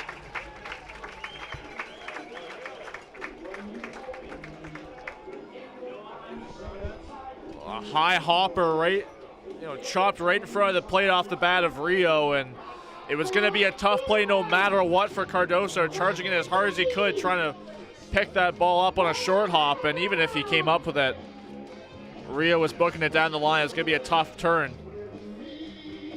But make that 5 runs in the inning for the Baycats. Hernandez scores, so we've got Jaco at second now, Rio at first. It looks like they're going to give the Majors their second error of the afternoon on that play. So an error to Cardozo. Make that 3. 3 errors now. So I've missed one somewhere here on my score sheet. And the 9th hitter of the inning, Nolan Macabrota. So back-to-back innings here, the Baycats bat around. 10 in the second, 9 here in the third. Normally we like to run through the inning-by-inning scoring summaries for you. We're not even going to bother with that. Fouls it off at home plate, it's 0-2. Still only 1 out here in the third.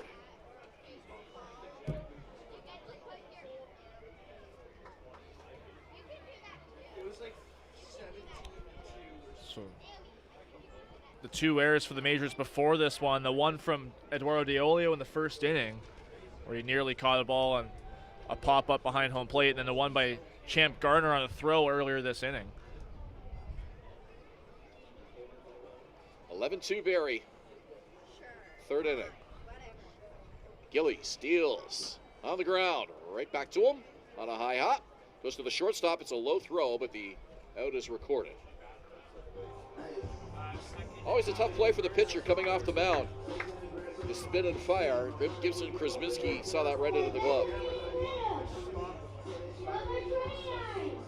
So Macabrota on the fielder's choice. Rio forced out at second.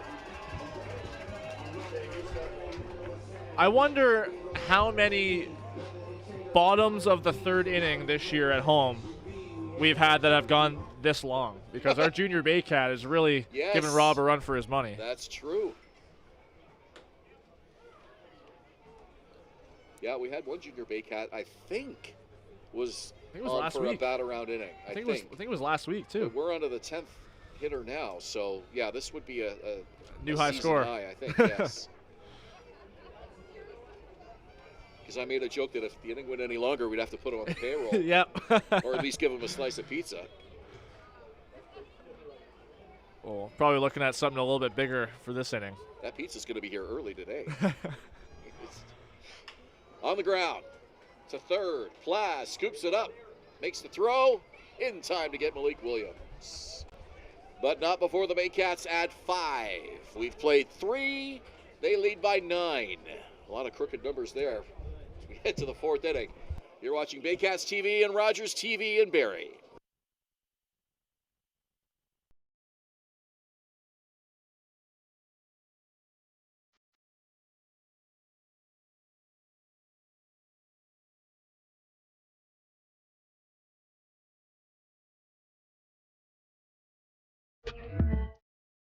From basic to cosmetic dentistry, Smiles on Essa Dental has all your dental needs covered to knock your oral health out of the park.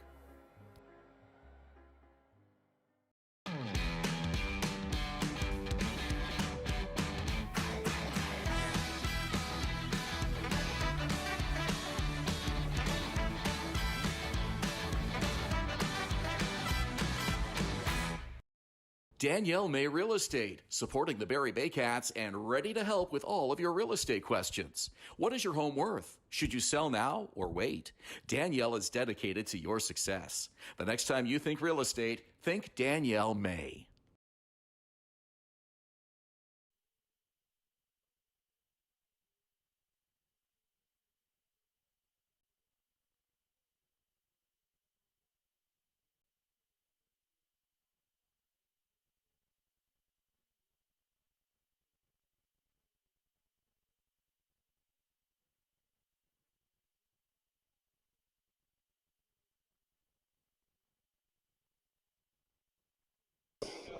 London Majors coming to bat here in the top of the fourth inning, and the Baycats on top 11-2. If you're just joining us, Baycats scoring 6 in the second, 5 in the third, and sending 10 batters to the plate each of those 2 innings.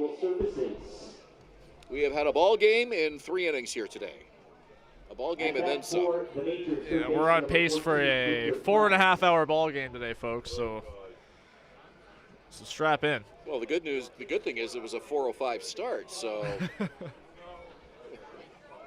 those 4 o'clock games are great if you love baseball. This one past the shortstop into left field. So now the Majors will try to respond with a big inning of their own. This one is far from over. Well, if Victor Plaz is aboard. If you're looking from a Baycats perspective, there you're saying, of course, it was Victor Plaz to get that base hit.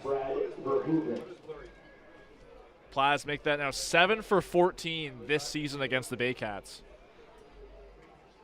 How about the game Carson Burns had against Absolutely Barrie with his new team a couple of weeks ago?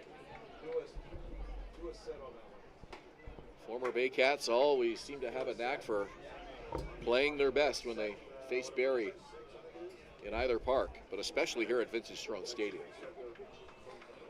A little bit of sunshine now on this Saturday afternoon. Very comfortable day. Nice wind coming in from right center. I think if you're the Baycats right now, that offense is maybe best served today with how big this crowd is. Yeah, nice day here at the ballpark, and still warm. It's not really that playoff feel yet where you get the chilly temperatures, but it's still a very warm day. But that breeze is a nice thing to enjoy. Runner does not go after bluffing a start, pitches low and in. I think the fact that the humidity has come down has really been what's made the difference here. Yeah, it wasn't supposed to be high temperatures at a baseline throughout the day anyway. Still low 20s, which is perfect summer weather as far as I'm concerned. Absolutely.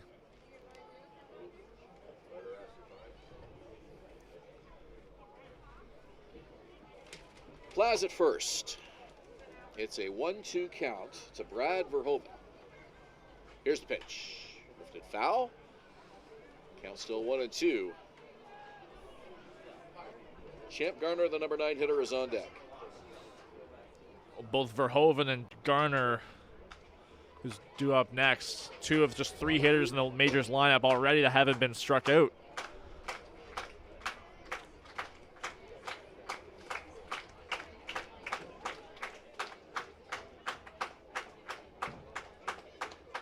Rosado with a 1-2 count. Fouled at home plate. You joked about this being a 4.5-hour game today. I mean, the one thing when the score's lopsided, sometimes you get to the middle innings and the players are a little more aggressive at the plate. They're not working the count quite as deep. Just an observation I've noticed, and sometimes picks up the pace of the game a little bit. Definitely could be something to watch out for as we get further into this one. Of course, Rosado always works very slowly no matter what the score is. Pitches inside. Looked like he wanted that call, but was tight on Verhoeven. I think Rosado, we mentioned earlier how he doesn't often, take a check back at the runner, especially if it's someone that's not much of a threat to steal. He just looked at Plaz there, but I think he's really just working the timing more than anything. Little defensive swing. It's on the ground to third. Running throw in time. They're going to go to third, and the ball got away from Plumpton. Couldn't make the catch. It was just out of his reach. And in to score for the Majors comes Victor Plaz. Really good aggressive base running by the former Baycat. Incredible heads-up running, knowing that Hayden Jaco had charged in so much that nobody was covering third. Plumpton really had to sprint to get over the third to cover the bag, had the throw, been there, and Plumpton was able to get a glove on it that could have been, a bang-bang play at third base. Could have been 2 out now. But throw gets away, and Plaz takes advantage of putting the pressure on the Baycats defense. A situation like that, sometimes you might see the shortstop or the pitcher over there covering when the third baseman has to come in that far. Plumpton went all the way down, just couldn't quite get there in time. They made the throw to try to nab Plaz at third, but he did not break stride. So 11-3 the score. This is Champ Garner. That's actually Ryan Rios' first error of the season. Well, a great play by Jaco, but the out cost them a run.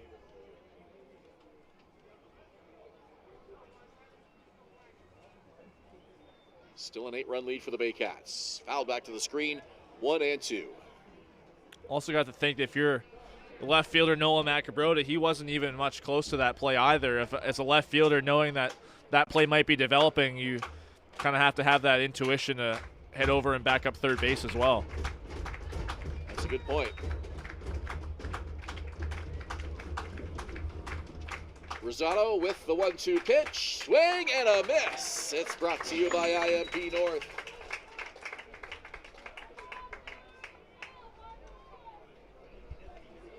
Eight strikeouts now for Cesar Rosado. First time he's got Garner today. Just lighting him up with some high heat low in the zone.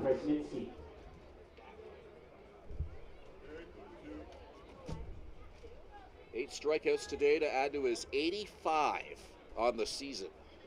93. Frank Garces put up some impressive strikeout totals his first couple of years with the Baycats in his second tenure here. He's become more of a still strikeouts, but more contact off of him than previous years. Yeah, only had 5 strikeouts in last night's game. Hasn't really relied on them as much as he did last year. But like you mentioned, getting much more contact. And Owen Boone last year was member of the London Majors, now no longer in the league. He was the league leader in strikeouts last year, the only one to get above 100. So definitely could be the possibility heading into the last week of the season we see 1 or 2 players in the IBL get over 100 strikeouts. And when you don't have to rely on the strikeouts, that can serve your team very well by allowing you to go late innings, get double play balls as well if they're hit on the ground in those situations. But Rosado this year, it's been a lot of strikeouts and a lot of walks. You take the good with the bad. It's an 0-2 count here with 2 out. Nobody on. Rosado from the stretch. Here's the pitch. And it's low, bouncing in front of home plate, 1 and 2.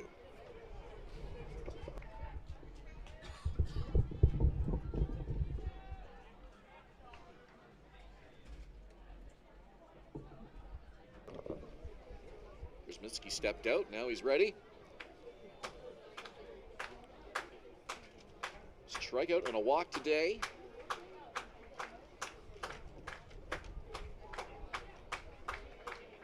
Pitch from Rosado.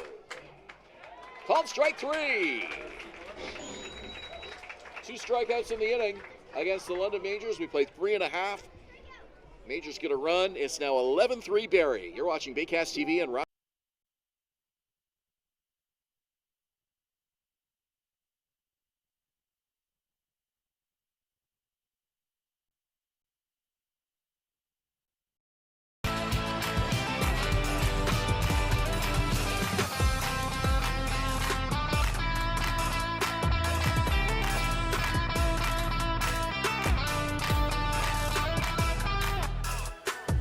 Alliance Billiards and Sports in the northeast end of Barrie. A fun, friendly family environment offering pool, darts, karaoke, and live entertainment. Enjoy a large variety of delicious food and drinks on the patio. You'll come as a stranger and leave as a friend. From basic to cosmetic dentistry, Smiles on Essa Dental has all your dental needs covered to knock your oral health out of the park. BarrieToday.com. Local news, weather, Baycat scores, and more. Barrie Today. Bottom third of the order for the Baycats. Adam on, Tyler Plumpton, Noah Hall to face Tyler Gillies, the second pitcher of the afternoon. Coming on a relief of starter Jonathan Henry, who was lit up in a hurry today. And first pitch swinging, it's into right field, a base hit for Adama. So the Baycats sent 10 to the plate in the second and third innings. How many can they send up to the plate here in the fourth? Tyler Plumpton, big 2-for-2 day, scored both times.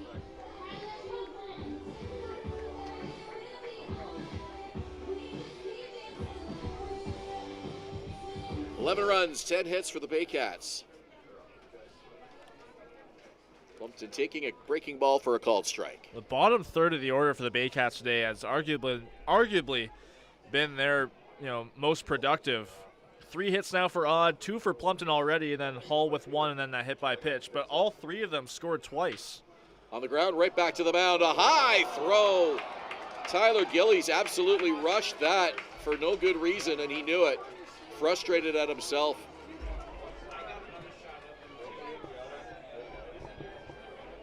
Throwing error, and Plumpton is aboard. Odd goes all the way to third on what was a tailor-made double play.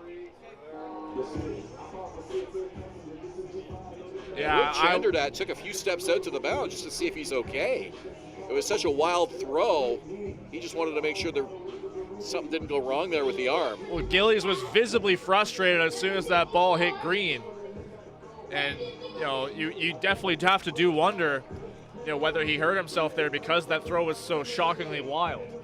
Like, personally, watching that throw, I was kind of taken aback on how far away that went. Yeah, his reaction, it was hard to tell whether that was frustration or if he hurt himself, which Roop wasn't sure of, and that's why he went out just to check. Didn't want to get charged a mound visit for that. He didn't even cross the baseline. Just wanted to make sure his pitcher was okay. That throw was nowhere near either of the middle infielders. Cardozo had come across to cover. Called strike, 0-2. What a difference in pace here between Gillies and Rosado. Gillies gets the ball and comes right back. Just notice Gillies he comes high with the glove there, then drops it down again. Of course, you have to come to a complete stop.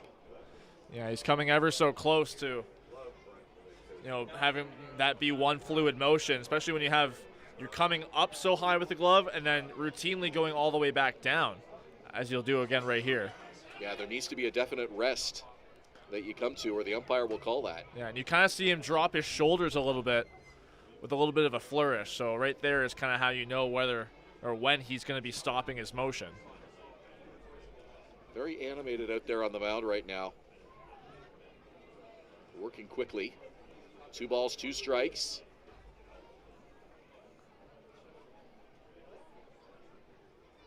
Here's the pitch. Swing and a miss. That's a foul tip into the glove. Strike. And a third strike for the out.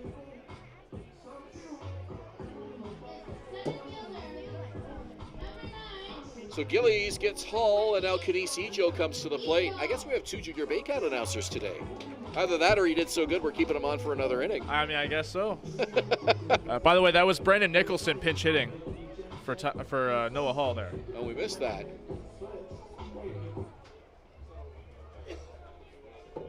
So Ijo back to the top of the order now. Pitch on the ground, foul.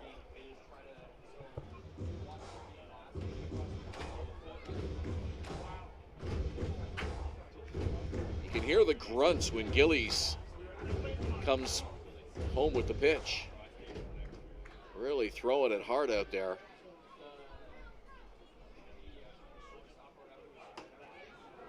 Swing and a miss on the fastball.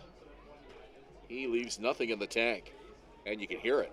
Well, such high expectations on a guy like him with his experience and being a guy coming into this majors team, and Roop Chanderdad, a guy that doesn't often acquire players mid-season. So a big name and a big spot here, and a team that has high aspirations. On the ground, left side, and through into left field. That'll be an RBI for Kadesijo as Adam Odd trots across home plate. 12-3 Barrie Baycat lead.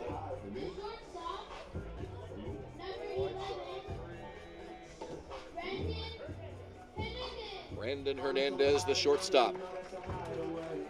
He has reached base all 3 times today. A single, a double, and a walk.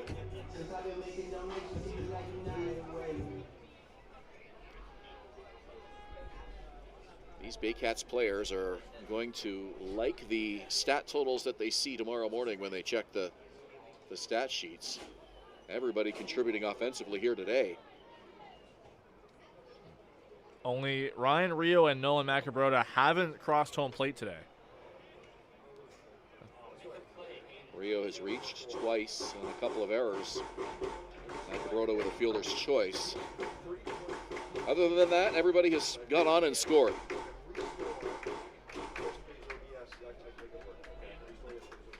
Hernandez, the 5th Baycat to bat here in the 4th inning. Here's the pitch, and it's outside.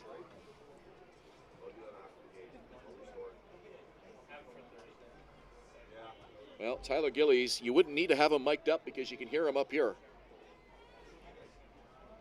Kind of a lot like a Liam Hendricks. This one to left field, and it will drop fair! Down the line and all the way to the wall. It'll score a couple more runs. 15-3 Baycats. Brandon Hernandez in with a double.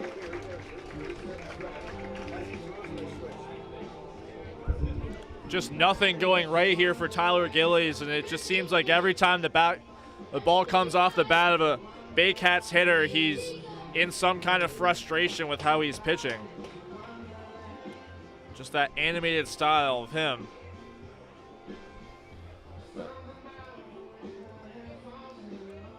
Baycats keep tacking on runs here in the 4th inning, but there's still plenty of game to be played. Hard to believe we're only in the 4th inning. It's 14-3 Barrie. Swing and a miss by Hayden Jaco. The good news, if you're London, there's still plenty of time left to make a comeback, or at least make the score respectable. Meanwhile, the Baycats will keep their foot on the gas.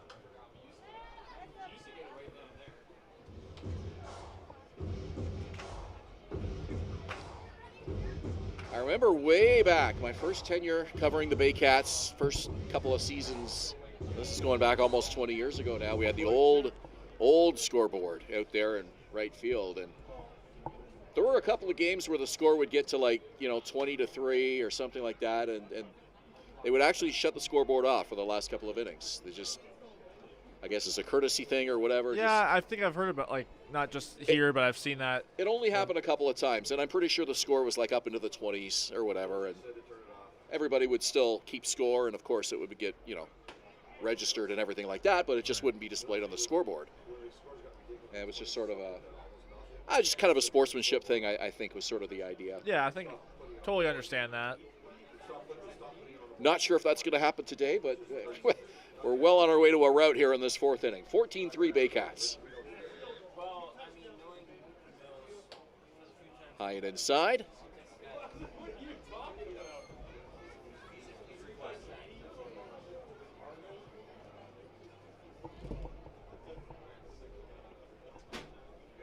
Fourth at bat for Jaco today.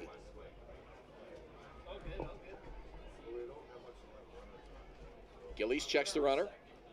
Here's the pitch. Swing and a miss. 2 strikeouts in the inning for Tyler Gillies. Ryan Rio now to the plate. Rio was the first batter that Gillies faced last inning. The final line for Jonathan Henry, if didn't mention earlier, 2 1/3 innings, 10 runs, 9 of them earned, 9 hits, 3 walks, 2 strikeouts. Rio with a swing and a miss. I think we're going to see some early swings and at-bats here, both sides, early in the count. We do have some darkish clouds over the right field sky, too. The last thing we want in this game today is a rain delay. Keep in mind where we are in the game. Bottom of the 4th inning. Yeah, I saw him before you, Rob. Yeah, got to get to the middle of the 5th for it to be official. Should be all right, though. Swing and a miss by Rio. Strike 3.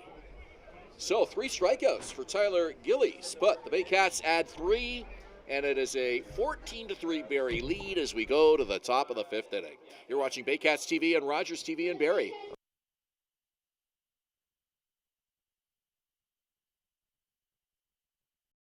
The only North Barrie Market, your go-to for homemade meals, catering service, and the freshest locally sourced meat. Get ready for an unforgettable barbecue experience with Barrie Best Barbecue coming soon.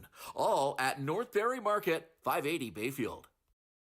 Moving.ca. For all your moving needs for over 35 years, Moving.ca. The original 2 men who just happen to be small, who make moving stress-free. 2 small men with big hearts moving. We always have a big heart for you at Moving.ca.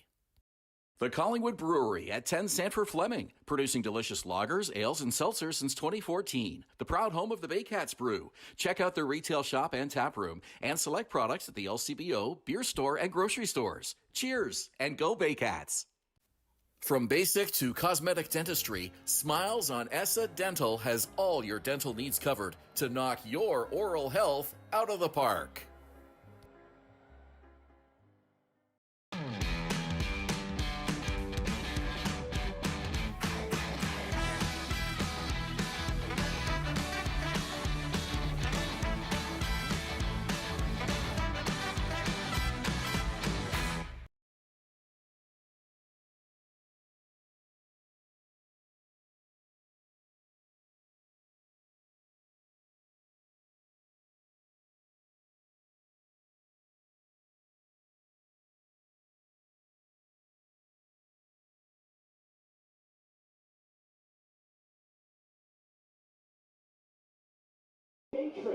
A limited signing.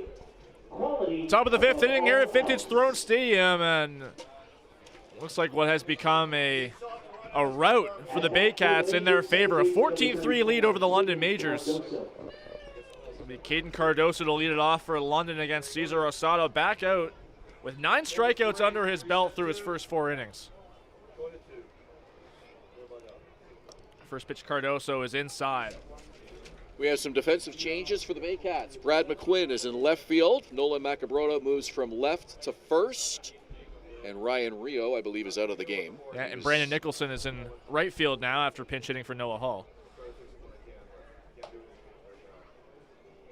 So the outfield now, McQuinn, Ejo, and Nicholson. Jaco Hernandez, Odd, and Macabrota around the infield, left to right. Tyler Plumpton catching Cesar Rosado, who has had a very long afternoon. 2-0 from Rosado's on the ground to short. Easy scoop up by Hernandez. The throw over to first is in time for the first out of the inning. The catcher, number 36, Eduardo Diolio. Quick first out for the Baycats. It'll bring up Eduardo De Olio, the catcher for the Majors, who has historically been very potent offensively against Barrie. In his 2 years already in the IBL, just this year against Barrie, 8 for 17 with a double and a home run. He's had 2 hits in each game against the Baycats this year. First pitch to him is upstairs. This next pitch from Rosado will be his 90th of the afternoon, so a very good start. Cesar had a little bit of trouble in the second when the London Majors got a pair of runs, but throwing the ball very well as usual. That one hit him. As soon as I say that, hitter gets plugged. That's the third London player to get hit by a pitch today. Yeah, and DeOlio obviously in some discomfort here. He seems to be relatively okay, but still bent over and getting some assistance here from Rube Chanderdat, the trainer, and that might be the end of his days walking back to the dugout. Cleveland Brownlee, Champ Garner, and now Eduardo DeOlio all hit by pitches from Cesar Rosado this afternoon, so there will be some bruises on that London bus ride home today. Pinch runner for the Majors. So Noah Williams will be the pinch runner for the London Majors, taking over for Eduardo DeOlio there. Not much point in DeOlio staying in this game as it appears right now, but if you're the Majors and you still have plenty of game ahead should the weather hold out, DeOlio is a bat you don't necessarily want to take out of your lineup. But as Rube Chanderdat mentioned to me earlier in the game, or before the game, pardon me, it's been a banged up roster. A lot of scratches pre-game. As Cleveland Brownlee steps in the first pitches, low and away, but he waves and misses. Well, the Baycats know all about injuries. They've had their share of those this season. Perhaps most notably the injury to Noel McGarry Doyle. He more than likely is out for the rest of the season and playoffs. Adam Odd missed some time as well earlier.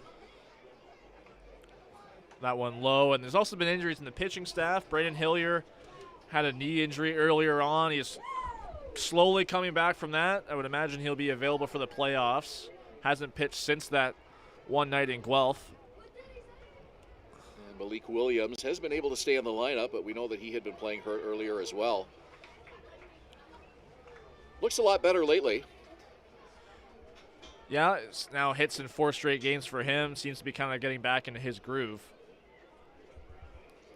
But Brad McQuinn, also a guy that's had been playing through some stuff, mostly a hip injury that kind of started out his season and then was re-aggravated a couple times, but he seems to be close to 100%.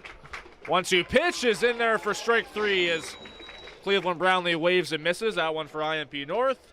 2 down for the Baycats in the 5th. The right fielder, number 22. Well, Rosado again getting ahead in the count, and that has helped him with these strikeouts today. Just astronomical total now, leading the league in strikeouts. Coming in with 85 today. We'll make that 95 total, 10 on the game for Rosado. He struck out everyone in the starting lineup for London except for Brad Verhoeven, the number 8 hitter. But this is Byron Reichstein, who was a strikeout victim his last time up. If he gets 100, I'm pretty sure he's going to want that baseball.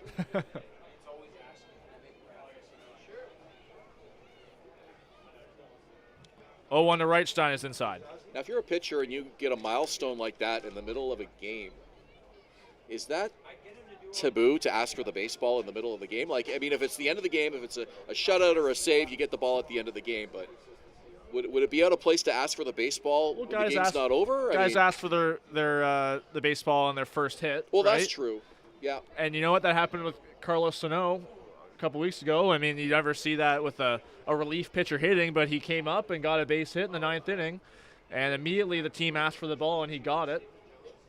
So if Rosado gets 100 strikeouts, it's in the middle of the game, and he knows about it. That's the other thing, assuming he may not even know about it. I would doubt he knows about it. If he did, and just like motion to the dugout, I want that ball in the dugout. That's not something that you would expect to see, but you would understand if you would want that baseball. Exactly. Cut and a miss there from Reichstein. Honestly, if you're striking a guy out, most of the time, if it's not one that ends the inning, the infield throws it around the horn, and then the ball gets back to the pitcher. That's true. The pitcher has the ball anyway. He can throw it back to the dugout if he so chooses. 2-2, 2 out. Top of the 5th inning. It's a 14-3 Baycats lead. Runner on first. The pitch is a curveball in there for strike 3. Another IMP North strikeout. Make that 11 on the game for Cesar Rosado.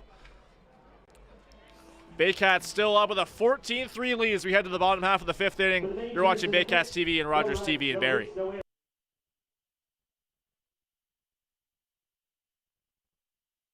At Domino's, mix and match any 2 or more pizzas and sides for just $8.99 each. Like when pizza night's more like pizza and lava.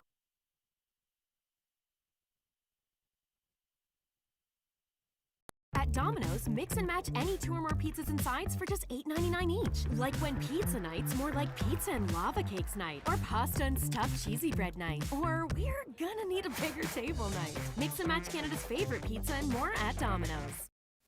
From basic to cosmetic dentistry, Smiles on Essa Dental has all your dental needs covered to knock your oral health out of the park.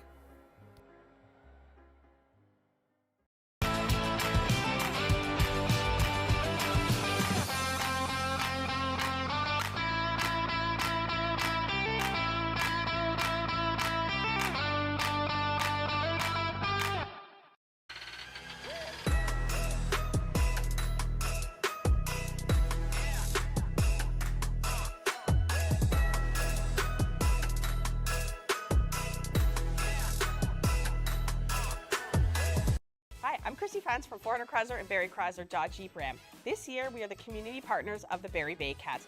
Community is near and dear to our hearts here at the dealerships and one of our core values, so we can support local and shop local.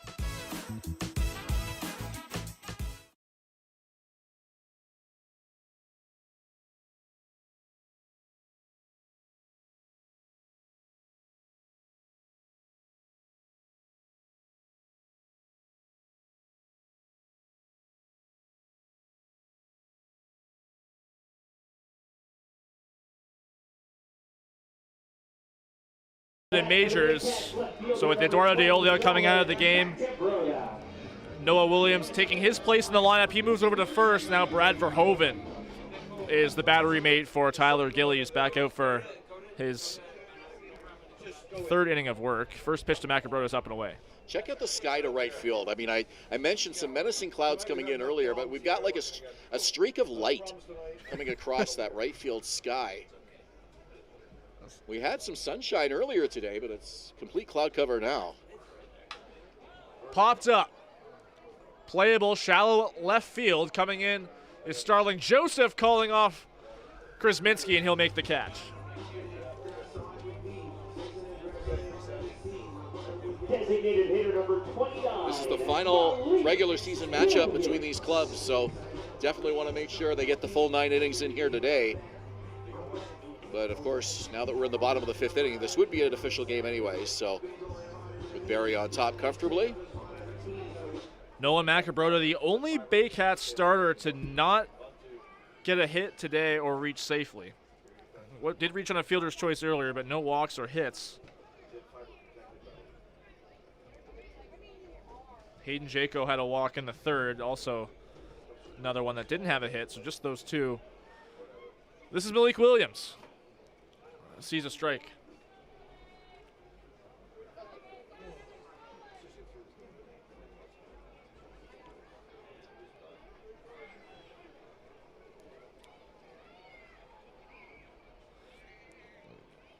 One pitch is outside again. You can definitely tell that different catching style between Brad Verhoeven and Eduardo Deolio. Verhoeven much more of the on one knee style as the delivery approaches. You'll see it right here. Popped up again. This should be playable on the right side. Noah Williams in foul territory makes the catch.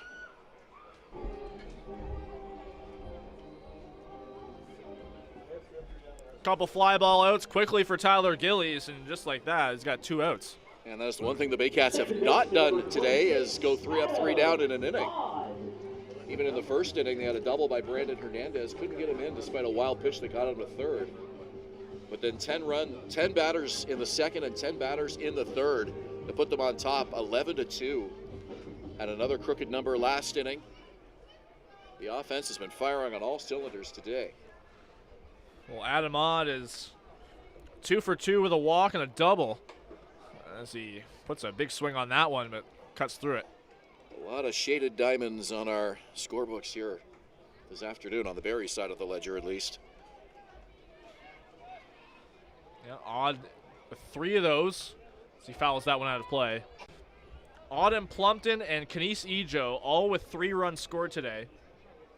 Noah Hall, before getting pinch hit for by Brandon Nicholson, scored twice as the number 9 hitter. A couple of umbrellas just popped open. And wouldn't that be ironic if we had a rain delay here today in this 14-3 game? Popped up again. This one shading towards the Majors dugout and falling over the screen out of play. Well, this game has reached the 2-hour mark. We started at 4:11, 6:13, so we're 2 hours, 2 minutes into this game. Still only in the bottom of the 5th inning. I think this game is a bit more surprising the way it's gone. High scoring. It's been elongated in terms of elapsed time, but we haven't seen a long ball yet today. 14 runs for the Baycats, 3 for the Majors, none of them thanks to a home run.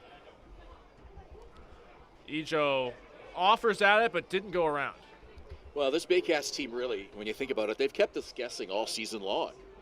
Who would have thought, coming off a 3-0 loss last night against this same team, would come out with 11 runs in 2 innings and lead 14-3 in the bottom of the 5th.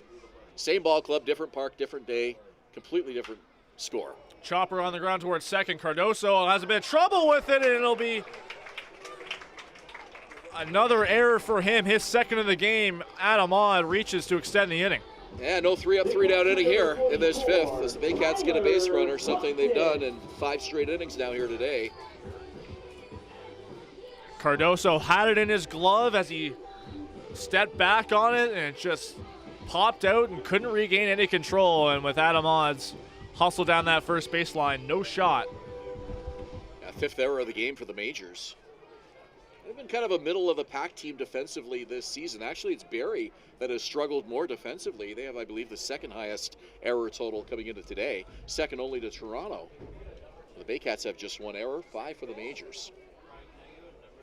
Very surprising to see from the Majors, usually a much more well-sound defensive team.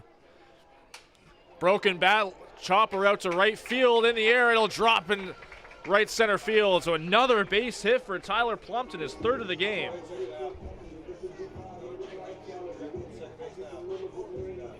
The right fielder, number 54, Brandon Nicholson. 3 hits for Plumpton, and that'll bring up Brandon Nicholson for the 2nd time today. As Brad Verhoeven goes out to chat about some crossed-up signals with Tyler Gillies. So no mound visit charge there as we start to feel a little bit of a drizzle here at Vintage Throne Stadium. Well, not enough to pull the players off the field just yet. Some umbrellas are out, though, and the raincoats are on. The rain is prevalent, but it's very light so far. 2 out for Brandon Nicholson, who sees a first pitch curveball in there for a strike.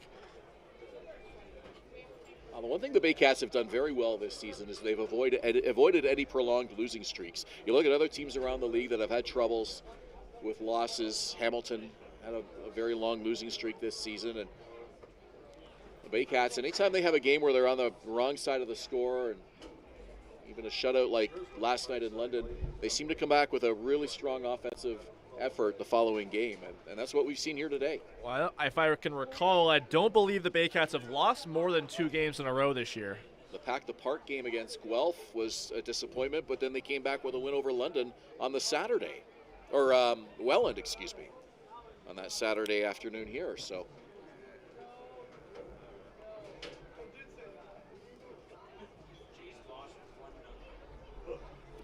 1-2 here on Brandon Nicholson with 2 on in front of him. Gillies struck him out his first time up last inning.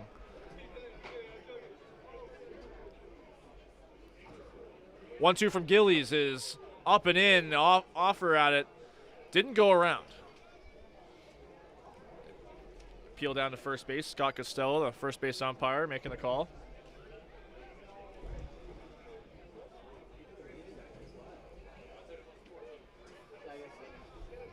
Gillies comes set for the 2-2. It's outside. And the wind really starting to pick up with that rain as well now. It's been coming down for a little while here. It'll be interesting to see if they decide to keep this game going past the bottom of the 5th. doesn't feel heavy enough to really affect the field conditions yet. As Nicholson looks at a full count, runners goes on the ground to short. Krasminski with a long throw over to first, gets him. So Baycats threaten with 2 on and 2 out, but Tyler Gillies gets out of it for his first clean inning of the day. Still 14-3 Baycats as we head to the 6th inning. You're watching Baycats TV and Rogers TV in Barrie.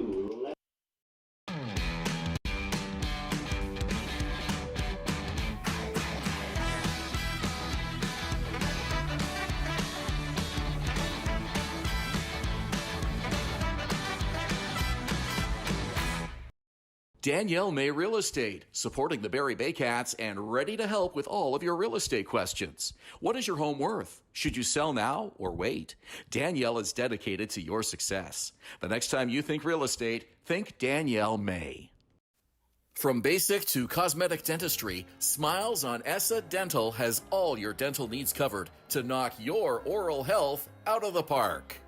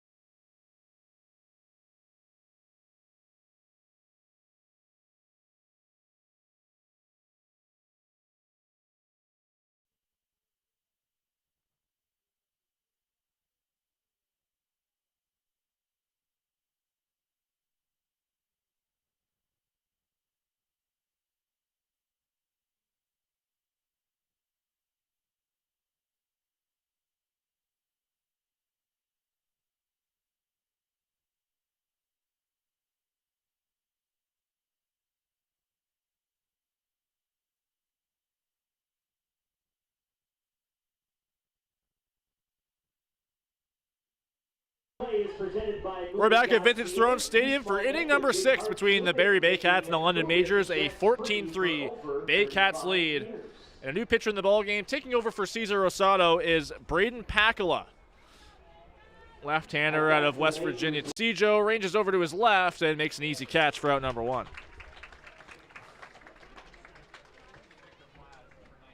The third baseman, number 14, Victor Plaz. So that'll bring up Victor Plaz.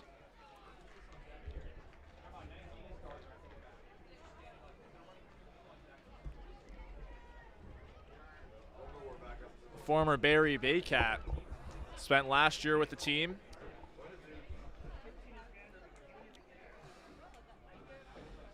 First pitch from Pakula is in there for a strike.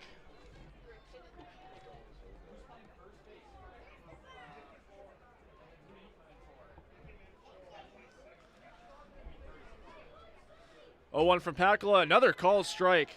So the final line on Cesar Rosado, 5 innings pitched, 11 strikeouts, just 3 hits allowed, 2 walks, and 2 earned runs, 3 runs total.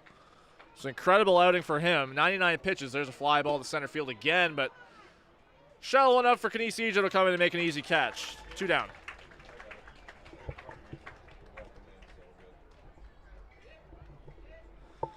Back-to-back putouts for Cijo in center field. That'll bring up the now catcher, Brad Verhoeven. The catcher, number 36, Eduardo Diolio.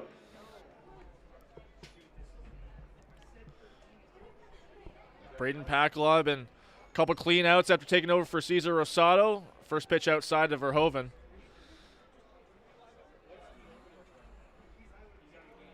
Third outing this year for Cesar Rosado with 11 double-digit strikeouts, 11 today. His season high was 12.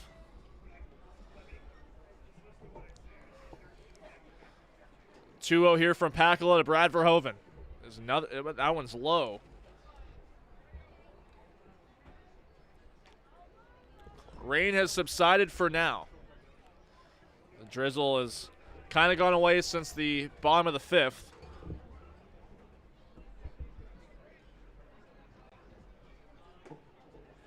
That's a called strike.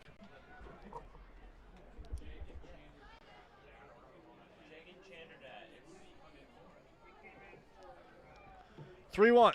On the ground to second base. Adam on with an easy play.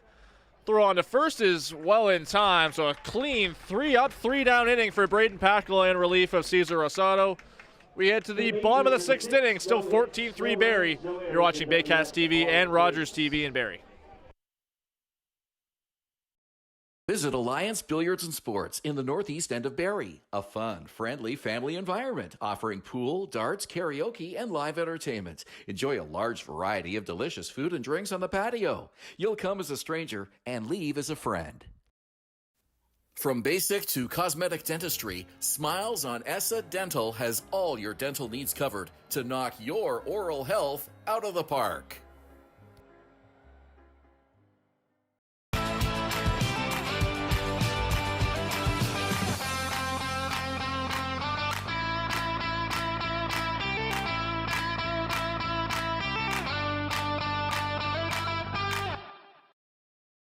BarrieToday.com. Local news, weather, Baycat scores, and more. BarrieToday.com. Your community, your news.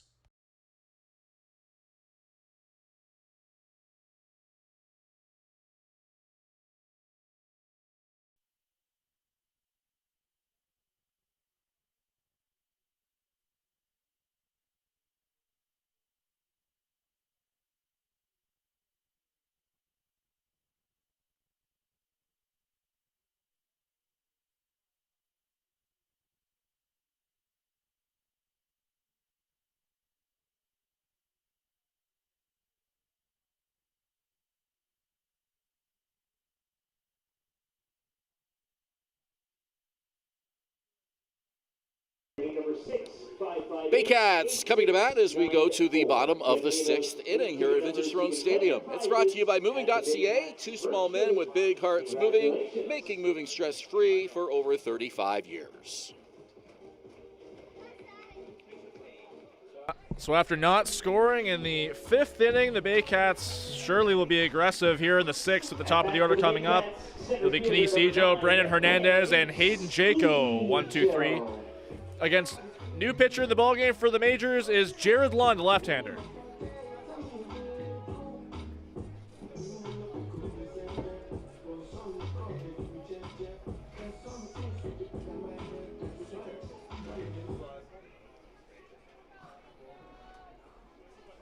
Lefty-righty matchup here between Lund and Ejo. The first pitch is outside for ball 1. 9th appearance of the season for Jared Lund, comes in with a 1-4 record this year in 12 innings. That last pitch came out of Lund's hand almost like a screwball. It sort of looked like it slipped a little bit. That one in there for a strike, and looks like it caught Ejo off guard. A little bit of a half offer at it, but didn't quite commit to it fully. It's a very different sort of release point that the left-hander has.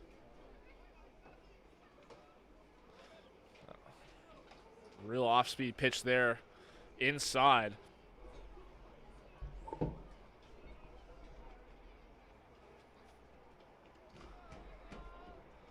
Set 2-1 is popped up, playable. Back of first base, heading back there is Williams, but it's Cardoso over to make the catch. Great play by Cardoso. There were 3 London Majors converging on that pop-up. And Noah Williams going back as well, and Byron Reichstein, but Cardoso called for it, saw it all the way, and made a difficult catch, but stayed with it. Gets the first out of the inning. Pardon me, that's actually Tristan Osika now at second base for the London Majors. Good job staying on top of all the defensive changes here today. When you get into a game like this, the rotation of the bench players start to come a little bit earlier than you really would expect. So Osika in for Cardoso at second base. Is the first pitch from Lund to Hernandez is the curveball in for a strike. Yeah, so the left side of the infield is completely different from how we started. Osika at second, Williams still at first, Verhoeven now behind the plate. He started the game at first. Called strike again on Hernandez, 0-2. You mentioned earlier the importance of getting ahead in the count if you're a pitcher, and how Cesar Rosado has done that so effectively with a high strikeout total. I was looking at some interesting statistic probabilities. Somebody crunched some numbers, and I assume these are Major League Baseball numbers, but if you have a 310 on base average, so 31% of the time you're getting on base. If you fall behind in the count 0-1, that 31% drops to 26%. If you get ahead 1-0, the 31% increases to 37%. Fouled out of play on the left side. So quite a variance there, even just from the first pitch of the at-bat. How an 0-1 count and a 1-0 count can increase your percentages of getting on. If the count goes to 0-2, that 310 on base percentage drops to 20%, 50% if you go up 2-0. I assume that's just, league-wide averages. Another one fouled out of play. It definitely sounds like it to me, because, from both sides, of the at-bat, pitcher and batter, the mentality and, the approach to that matchup changes entirely when there's a different count. Yeah, it's a 30% variance. 20% if you fall behind 0-2, 50% if you go up 2-0.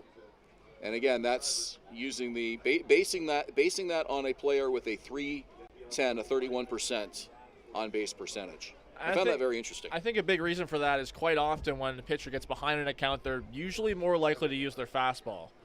And batters typically see the fastball better than any other pitch, and they'll hit it better than any other pitch. 2-2 to Hernandez on the ground up the middle. Ranging over is Osika. Sliding stop, and he gets him at first base. Nice play by Tristan Osika. So 2 down here for the London Majors. And a lot of noise coming from that London dugout for a 14-3 game, but they were giving Osika all kinds of energy on that play at second base. So after coming into the game defensively, Osika's made each of the first 2 outs of this inning. Hey, they may get a 3-up, 3-down inning here. Hayden Jaco up, takes first pitch for a strike. Majors went 3-up, 3-down in the top of the 6th. Sorry you're not getting much to announce here. And I feel like I should give you the 7th inning as well. It's just the way baseball works. At least we're still playing. Yeah. 0-1 is low. That passing shower seemed to move pretty quickly, so. Yeah. Wonder if it'll intensify as it gets south of us. It's been a weird day. The temperature dropped, the humidity dropped, we had sunshine, beautiful sky when we started. The wind's really calmed down since. Hasn't nearly been as gusty.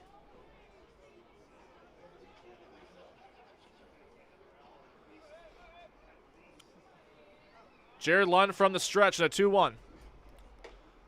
Now they're called strike at the low part of the plate. Hayden Jaco seemingly asking home plate umpire Taka Matsuda about that one. Yeah, that was an 11-run called strike. I think Jaco was well aware of that. 2-2 on the ground to first base. A slow one over to Noah Williams. He has some trouble with it, and they just get Hayden Jaco at first with Lund covering. Williams kind of lost that ball in between his legs, but finally gets it out to Lund covering first base. We head to the 7th inning. Ben Davy back on the mic to call the rest of this one for you on Baycats TV and Rogers TV in Barrie.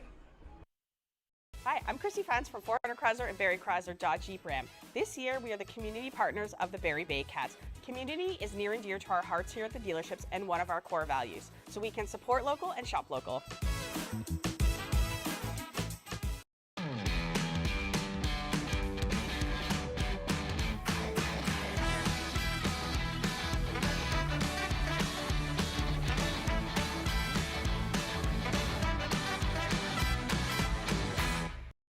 The only North Barrie Market, your go-to for homemade meals, catering service, and the freshest locally sourced meat. Get ready for an unforgettable barbecue experience with Barrie Best Barbecue coming soon. All at North Barrie Market, 580 Bayfield. Moving.ca. For all your moving needs for over 35 years, Moving.ca. The original two men who just happen to be small, who make moving stress-free. Two small men with big hearts moving. We always have a big heart for you at Moving.ca. From basic to cosmetic dentistry, Smiles on Essa Dental has all your dental needs covered to knock your oral health out of the park.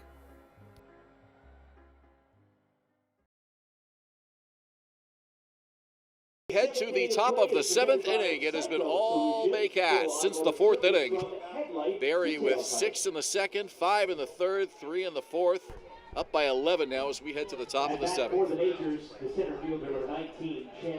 Champ Garner, the number 9 hitter, was hit by a pitch and struck out swinging.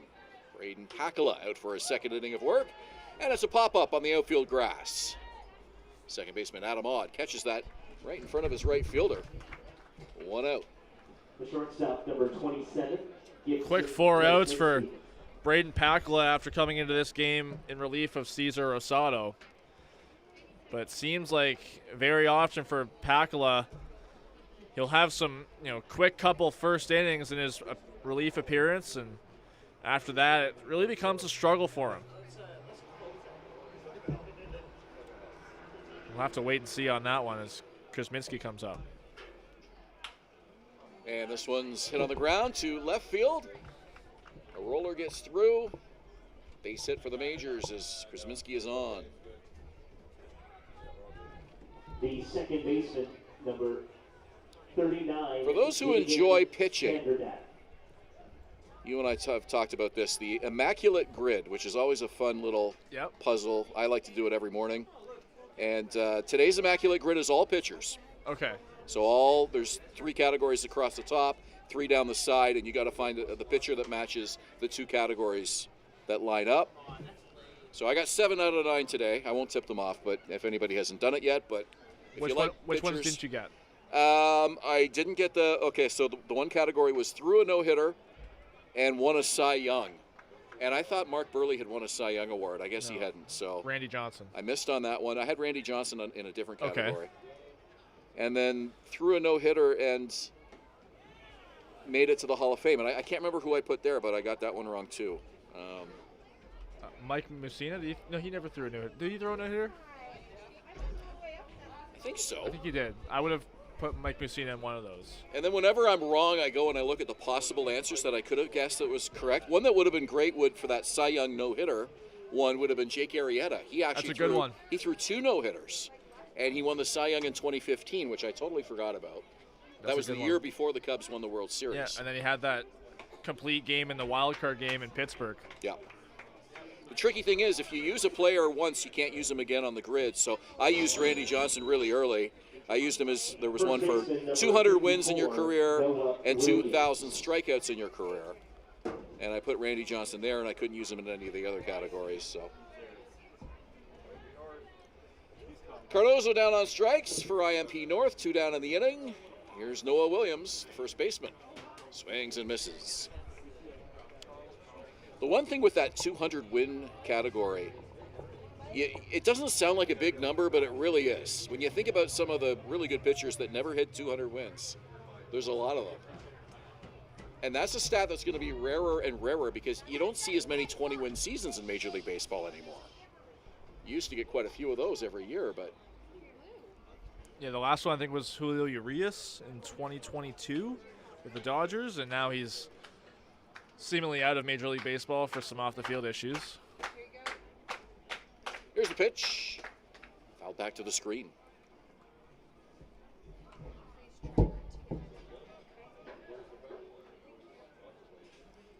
The really tricky grids are the ones where it's like, name somebody who played for the Diamondbacks and the Marlins. You're thinking, okay, you got to guess a player that played for both teams. Now I'm kind of thinking about that. That's, I really struggle with those. Yeah, that's fair. Miguel Montero, I think, played for both. Wow. No balls, 2 strikes, 2 out. Pitch from Pakala, inside. Kuzminski at first base. We're on the top of the 7th. good contingent of fans here. This 11-run ball game in the top of the 7th inning behind Braden Pakala. Looking for strike 3. It's on the ground, off of Pakala's glove. Odd picks it up, makes the off-balance throw. It's in time for the out. 1-4-3. Williams is retired. Majors unable to score. They strand a runner in the top of the 7th. 14-3 Barrie. You're watching Baycats TV and Rogers TV. From basic to cosmetic dentistry, Smiles on Essa Dental has all your dental needs covered to knock your oral health out of the park. The Collingwood Brewery at 10 Sanford Fleming, producing delicious lagers, ales, and seltzers since 2014. The proud home of the Baycats Brew. Check out their retail shop and tap room and select products at the LCBO, beer store, and grocery stores. Cheers and go Baycats!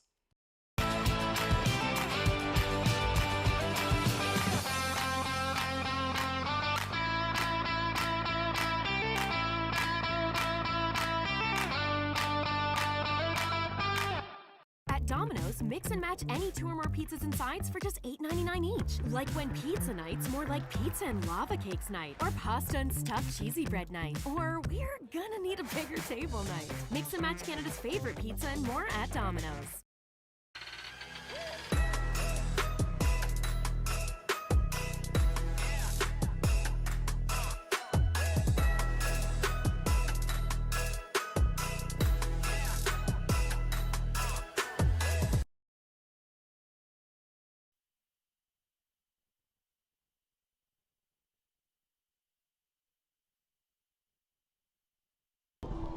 Welcome back to Vintage Throne Stadium.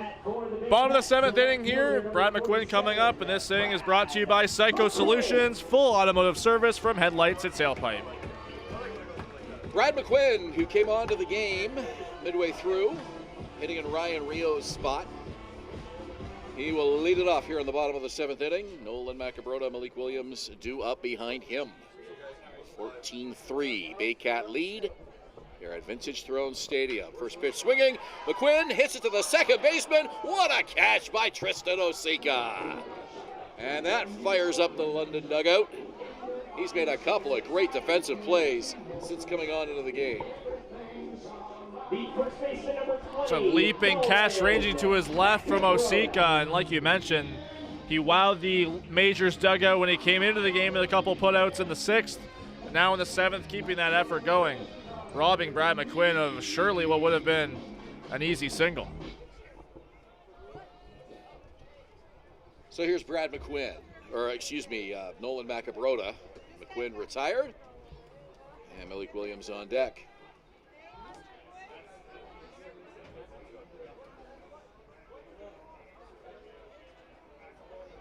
So with the win today, assuming the score holds up, the Baycats will widen their lead over the Majors back to 2 games. The Majors could have drew even with Barrie. There was a game separating them coming into today. It was 2 before last night's game. London won at Labatt Park, but now the Baycats about to win on their turf are going to widen that gap back to 2 games. So the number 2 playoff position looking more and more like a reality for the Baycats. Still 5 games to go, however, including today. Yeah, a win today would give them a 2-game cushion over London between 2 and 3. And that would also prevent Welland from clinching the pennant tonight.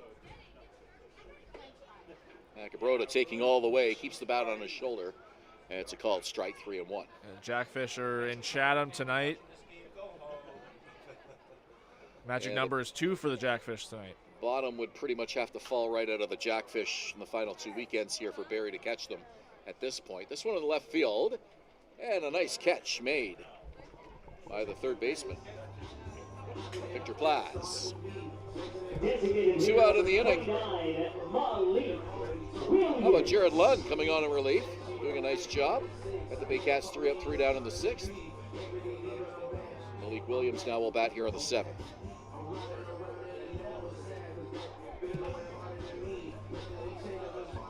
So if the season were to end today, it would be a Barrie-Toronto first-round playoff series. And I was listening to Thomas West on the Toronto broadcast Wednesday night. They were talking about how much that they would look forward to that. Barrie Toronto, Highway 400 rivals, and always an exciting series when those two teams square off. Thinking about it, both 2021 and 2022 was the Leafs over the Baycats in the first round of the playoffs. And the Leafs have now snapped that streak of consecutive losses that came after their playoff series clinching win in 2022. Baycats shut them out, winning all 6 games the following year. They didn't meet in the playoffs last season. Toronto snapping the streak. This one is second baseman Tristan Osika. He could not come up with that one. A base hit for Malik Williams keeps the inning alive. Well, that one just looked like it caught Osika off guard with how hard Williams hit that one. Osika kind of caught flat-footed over there at second base. Baseman number 26, Adam On. So the playoff matchups right now would be Welland versus Kitchener, 1 versus 8. Barrie versus Toronto, 2 versus 7.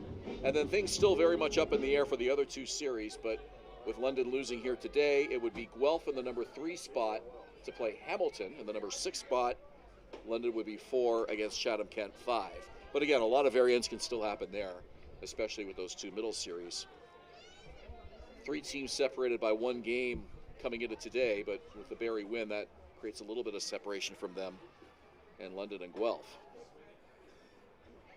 Got to hand it to the Chatham-Kent Barnstormers, their inaugural season, looking like anything but an expansion team. They're going to get into the playoffs here in their first year.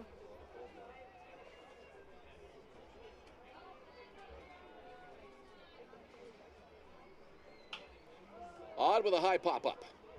Left center field.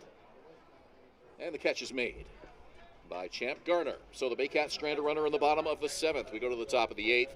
Barrie on top 14-3. You're watching Baycats TV on YouTube and Rogers TV in Barrie. For the Baycats in the 7th, no runs, 1 hit, no errors. The Collingwood Brewery at 10 Sanford Fleming, producing delicious lagers, ales, and seltzers since 2014. The proud home of the Baycats Brew. Check out their retail shop and tap room and select products at the LCBO, beer store, and grocery stores. Cheers and go Baycats! From basic to cosmetic dentistry, Smiles on Essa Dental has all your dental needs covered to knock your oral health out of the park.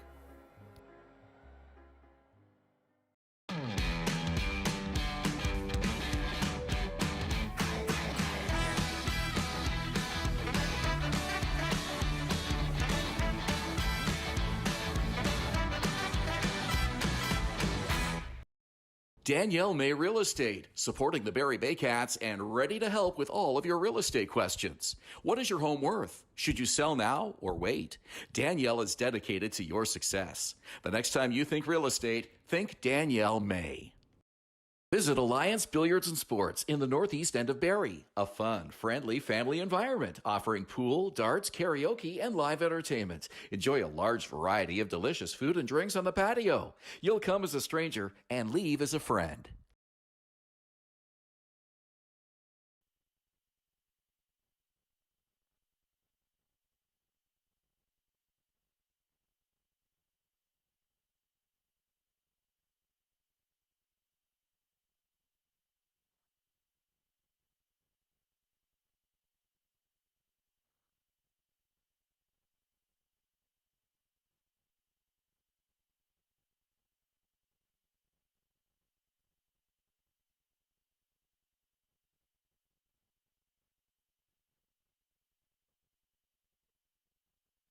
The 8th inning of play. Top of the 8th inning, Vintage Throne Stadium, 14-3 Baycats, and Barrie will put their 3rd pitcher of the afternoon out there. It'll be Brandon Hillier. After a lengthy layoff over a month for a knee injury he suffered in Guelph on July 7th, Brandon Hillier's back for his 10th appearance of the season, comes in with a 1-1 record, a 6.17 ERA and 11 2/3 so far this season. That outing in Guelph, was 2 1/3, gave up an earned run on 3 hits, and had to exit the game. It seemed like he twisted his knee. It took quite a while for him to get an MRI result and diagnosis, but he's been working his way back slowly, pitching off flat ground and slowly elevating to the mound, and he's back in his first IBL appearance in over a month. Outfielder Charles Bowman, number 95, comes to the plate here for the Majors. Pinch hitting in Cleveland Brownlee's spot.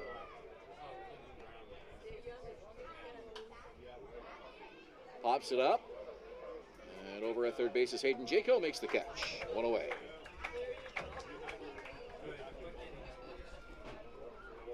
Bowman playing in his 11th game, 400 average coming into today.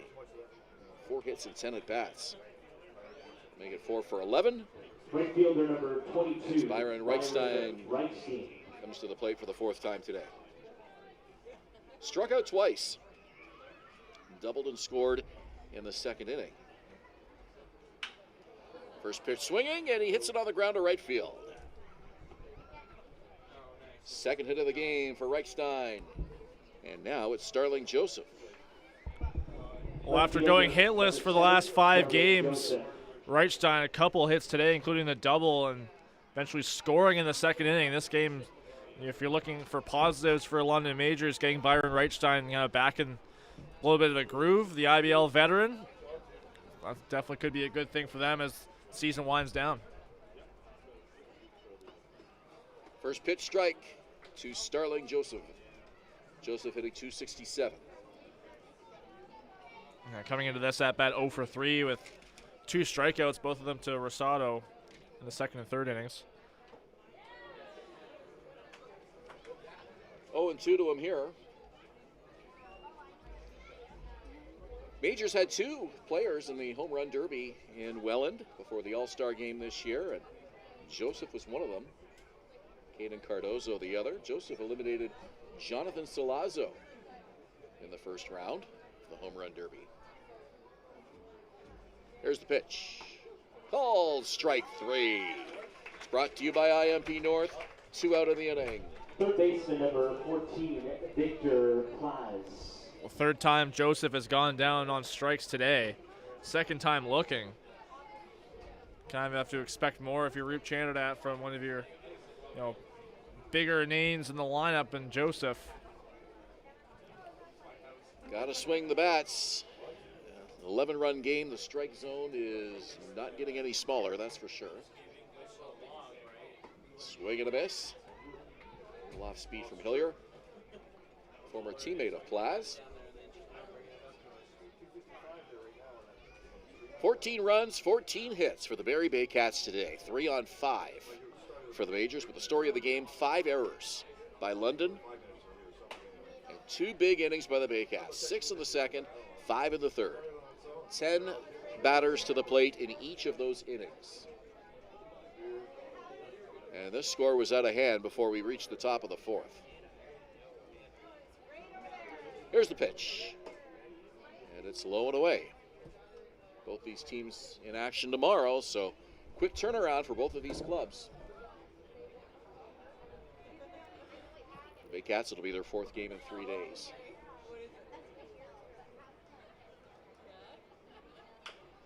On the ground to 3rd, foul territory. You were telling me that you are handling play-by-play duties tomorrow. I believe so. For the Panthers. That'll be exciting for you. I'll be calling the game in Kitchener tomorrow, filling in for Mark Perry. You've done a few road games this year, haven't you? Just the 2. So if you include tomorrow, I've done 1 in Kitchener and before this week. This is a couple weeks ago, and then I'll be doing the game tomorrow. I've gone to a lot of road games, just been doing some photography and video, but my 2nd road game in the booth tomorrow this year. 2 balls, 2 strikes, 2 outs. Hillier deals.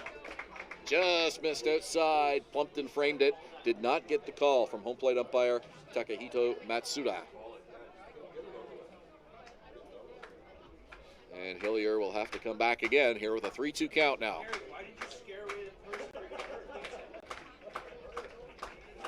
Base is empty.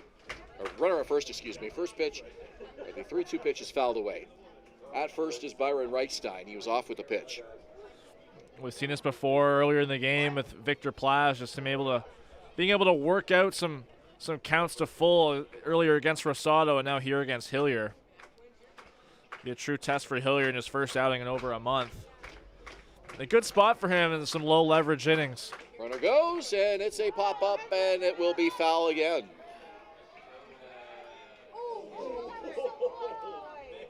So you've been to, I guess, all of the ballparks now except Chatham-Kent's. And London. I've never been to London. And you haven't been to London. Well, that day will come, I'm sure. And I've been to all of them except Hamilton. But I'm wondering if I might end up going to Hamilton in the first round of the playoffs this year. We'll Be interesting. see what happens. Well, you never know how it's going to shake out. Maybe I knock Chatham off the list this year if the Baycats have to go to Chatham. A lot of travel. Maybe get that travel out of the way early in the first round. Yeah. Well, if it works out, hopefully we'll be able to make that trip for the first time. I guess Chatham, Kent, Hamilton, and Toronto are the three most likely opponents for the first round. Fouled again. I say I wouldn't mind Toronto because I live in Vaughan, so, I'm on the 400 up here or I'm on the subway down there. It's a pretty short trip either way. Love taking the subway to Christie Station. Literally, there's a Tim Hortons right there. It's a short walk to the Diamond. Yeah, I did that. I did that for the first Baycats game at Christie Pitts this year. Leave your car at 407 or Downsview. Runner goes on the ground, short. Hernandez takes his time, makes the throw, and it's just there. Victor Plaz with some speed down that first base line. The throw beat him by a half a step. 14-3 Barrie as the Baycats come to bat. You're watching Rogers TV and Baycats TV on YouTube.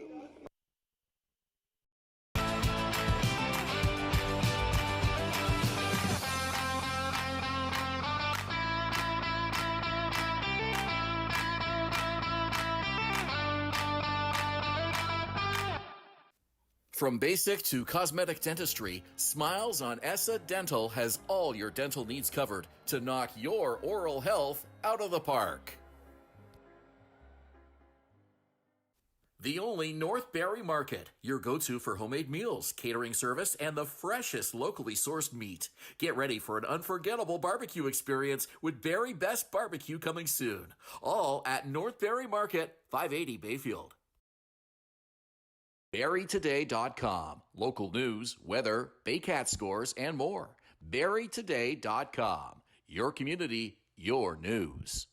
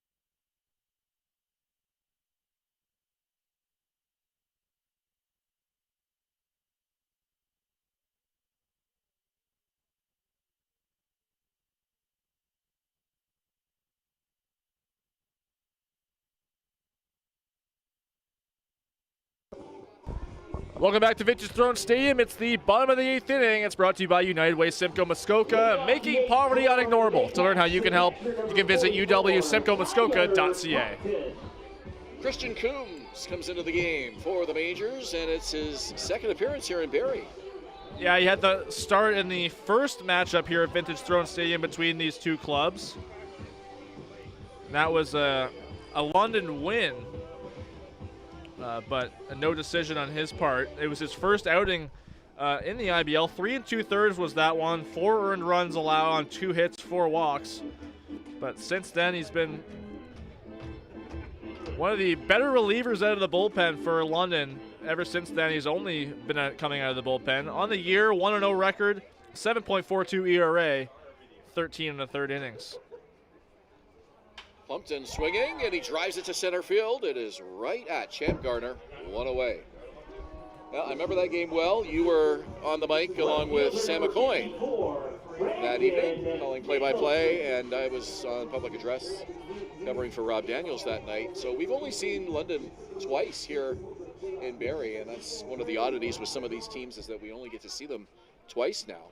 Well, that's just the sake of the new scheduling now with 9 teams in the league. See if they flip that next year.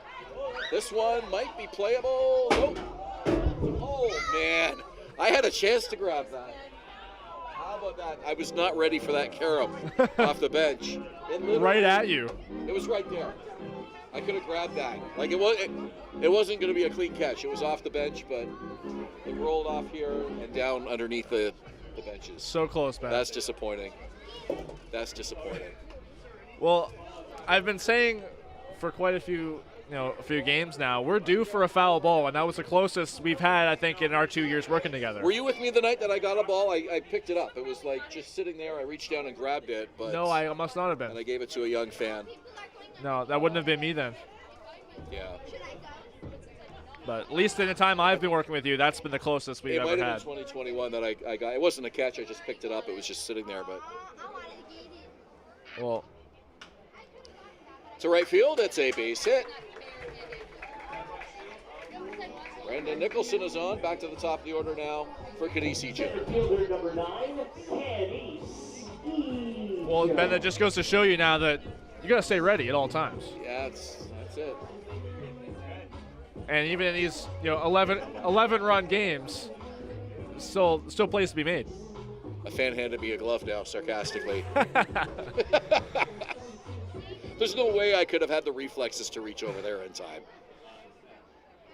Like the ball didn't bounce up high, so I could have grabbed it. It kind of bounced up the bleacher steps a little bit. It was like it just like glanced off of it. Yeah. So it's kind of like a pinball sort of thing. Well, keep in mind, I don't know if you've watched the Savannah Bananas games, but if a fan catches a foul ball, the batter's out. That's interesting. Yeah. Some of those games are going to be televised now, I Yes. understand. Pass Victor Plaza into left field. Base hit. 2 on for the Baycats. Shortstop number 11. Yeah, they just signed a television deal with TNT, I believe, so they're going to be airing some of those games. Oh, that'll be sporadically. Fun. TNT is my favorite, the U.S.-based. Yeah, TNT, baseball TBS. network. Yeah, I love that. Well, that'll be fun. And apparently, they sell out their games. Absolutely, they sell out major league stadiums. Yes, and they had a game in Buffalo. I don't know if it was recently or if it's coming up, but the secondary market was, trying to resell those. But remember seeing they sold out Nats Park earlier, or at least last month. They sold out Fenway Park earlier this year. That's amazing. It's like the Harlem Globetrotters of baseball. 2 on for Brandon Hernandez. We're in the bottom of the 8th. Pitches inside.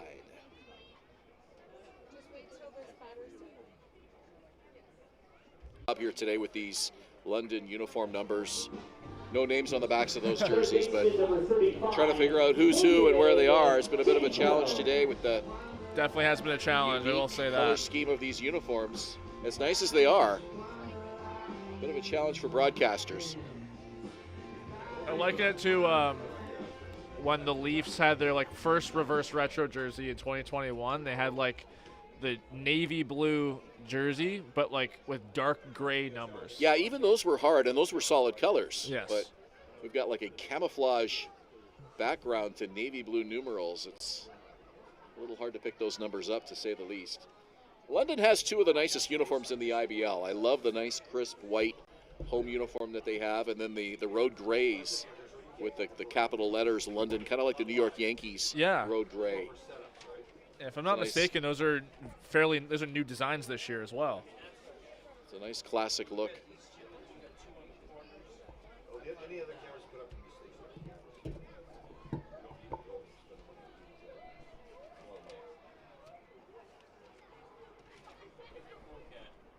Base is loaded. Here's the pitch. Just outside. Count 2-1.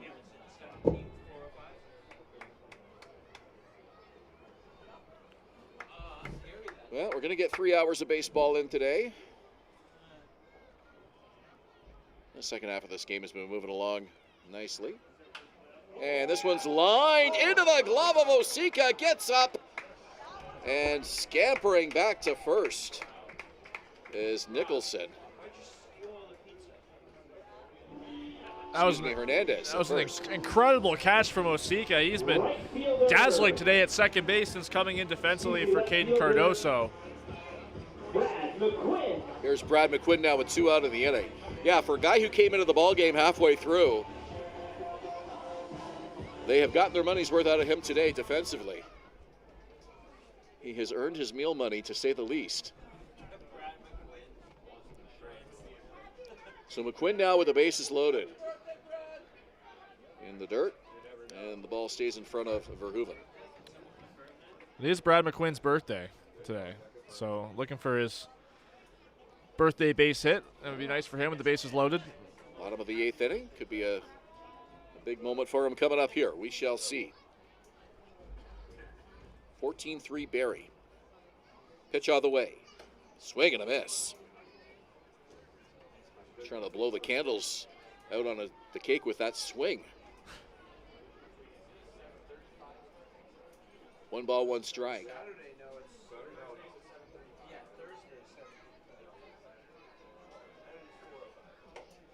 One's high and tight. 2-1, the count to Brad McQuinn. Well, he came close to a base hit in the 7th. That was another one that was robbed by Osika. That one a leaping catch. Right here, much more appealing situation for him with the bases loaded. Coombs deals. That's a called strike.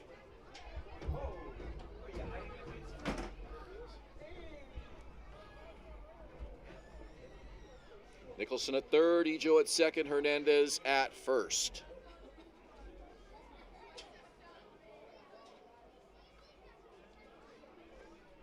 McQuinn swings and misses, strike 3. So Coombs gets a strikeout, and the Baycats leave the bases loaded in the bottom of the 8th inning. Julius is going to call the 9th when we return. 14-3 Barrie. You're watching Rogers TV and Baycats TV on YouTube.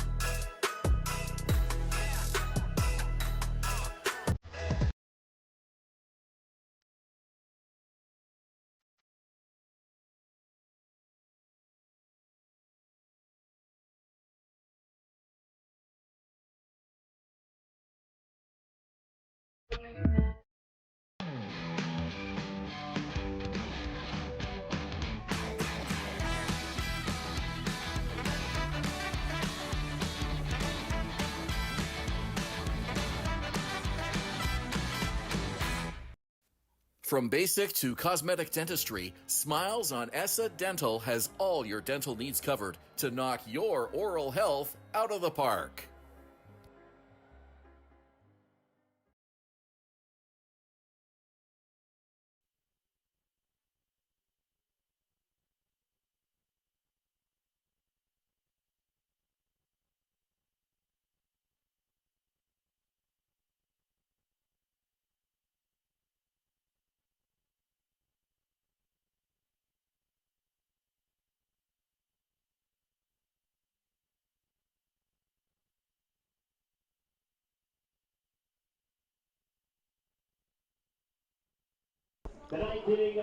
Last chance here for the London Majors. Top of the 9th inning, down by 11. 14-3 Barrie Baycats lead. It's 9th inning again, brought to you by United Way Simcoe Muskoka, making poverty unignorable. To learn how you can help, you can visit uwsimcoemuskoka.ca.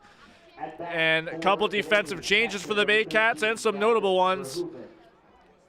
So Brandon Nicholson moved from right field to second base. Carlos Sano takes over for him in right field, and on the mound for the Baycats is Adam Odd, making his first pitching appearance in over 2 years. Previously in the IBL had been very much a two-way player with both the Toronto Maple Leafs and what was then the Burlington Bandits. Didn't make a pitching appearance last year, out here to close out what has been a rout in the Baycats' favor. 14-3 lead. Brad Verhoeven leading off here, and that one is inside and low at his feet, now 2-1.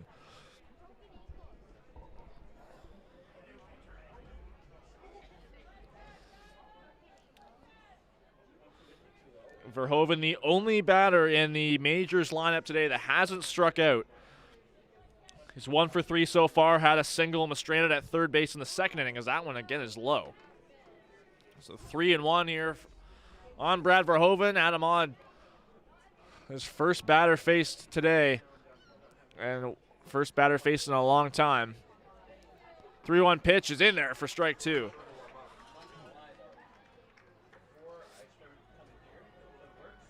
Champ Garner on deck, the number 9 hitter.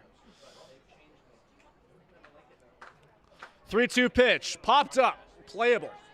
On the infield, heading towards foul territory is Hayden Jaco and makes the catch. 1 down. Center fielder, 19, Champ Garner. Here comes Champ Garner. 0 for 2. Was hit by a pitch and stranded as well. Struck out in the 4th inning. 1 of 11 from Cesar Rosado, the starting pitcher, who's in line for his 7th win of the season. First pitch from Adam Odd is outside.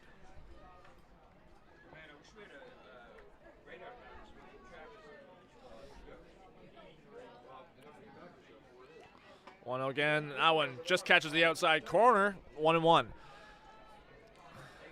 Baycats with 14 runs on 16 hits and taking advantage of 5 London errors. That one's bounded out to center field and gloved down by Nicholson, but he can't quite come up with it. Keeps it from going out to center field, but that'll be an infield base hit for Champ Garner, his first hit of the game. Number 27, Gibson Krasnitsky. Here's Gibson Krasminski, the leadoff hitter. Got his first hit of the game out in the 7th inning.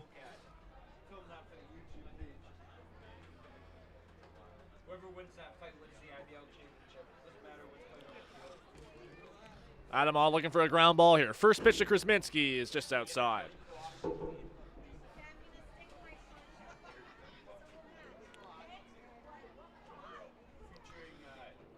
Baycats looking to move 2 games ahead of the majors in the standings at 2nd place right now.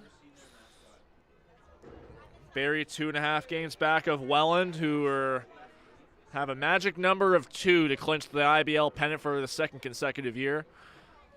2-0 pitch from Odd is another one outside. The 3-0 here on Krasminski.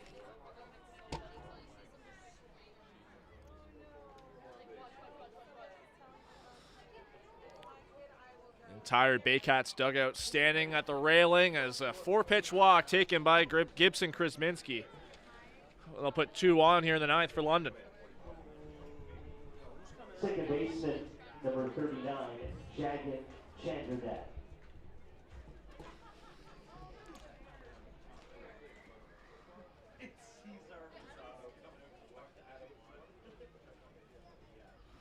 Mound visit here from the Baycats. Cesar Rosado coming out to talk to Adam Odd, so starter giving some help to his reliever.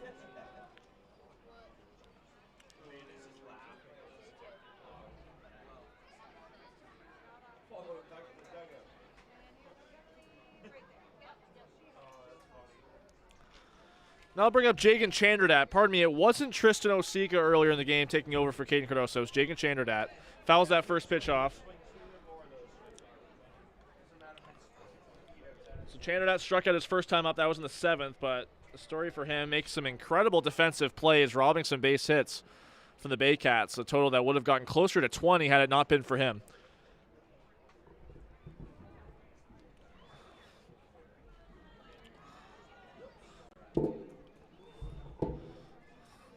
Two on here for Chandradat, a 1-1 count, and that one just low. Chandradat had only had 4 at-bats in 6 previous games coming into today. Got his first hit, looking for his first hit of the season here as he pops that one out to right field. Coming in on it is Sano, has to hustle, and he can't make the catch. The throw on to second isn't in time to get Krasminski, so now the bases will be loaded. Jagan Chandradat picks up his first IBL hit. Just like that, the big man Noah Williams is up with the bases loaded and 1 out.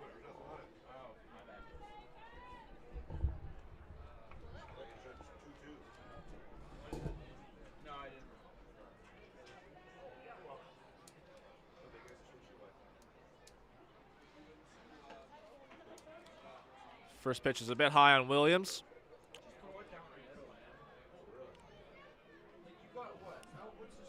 Williams grounded out his first time up. That play went 1-4-3 off the leg of Brandon Hillier. Pardon me, off the leg of Braden Pakala. That one ended his 7th inning. Quickly here, 2-0. Adam Odd really just needs to get some balls over the plate here. Double play in order to end this game. That one inside.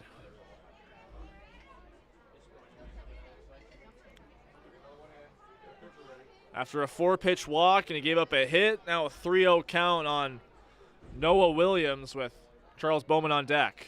That one inside again. That'll walk in a run. So walk with the bases loaded for Noah Williams makes the score 14-4. Designated hitter number 95, Charles Bowman.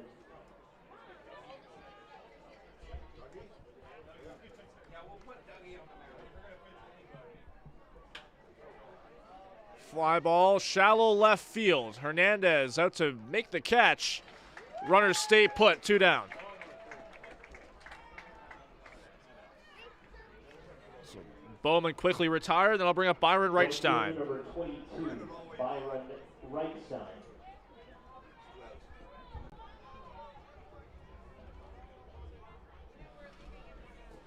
Reichstein 2 hits today. First 2 hits in quite a while. Went the previous 5 games without one.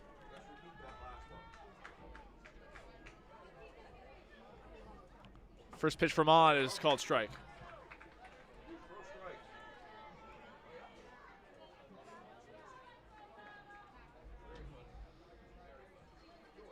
Odd moving quickly here. Another 0-1 coming up, and it's low.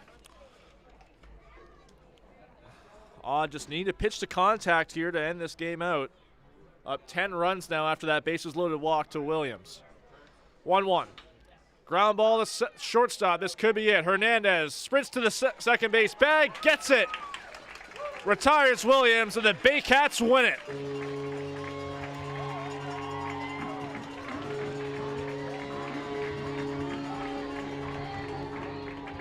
After getting shut out 3-0 at Labatt Park last night, the Baycats put up 3 crooked numbers, 6 in the second, 5 in the third, 3 in the fourth.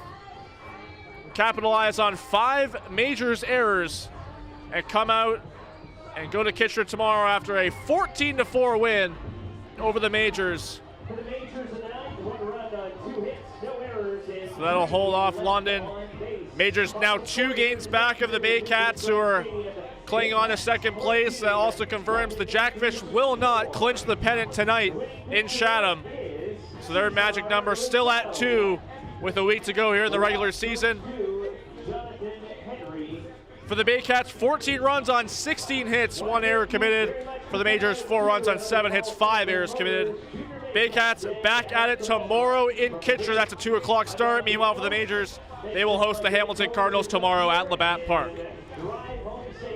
For Ben Davy, my color man, my producer Brian Backland, Sam O'Coin along with him, I'm Julius Hern. Thank you so much for watching this ball game today. The Baycats win it 14-4 on Baycats TV. Good night, everybody.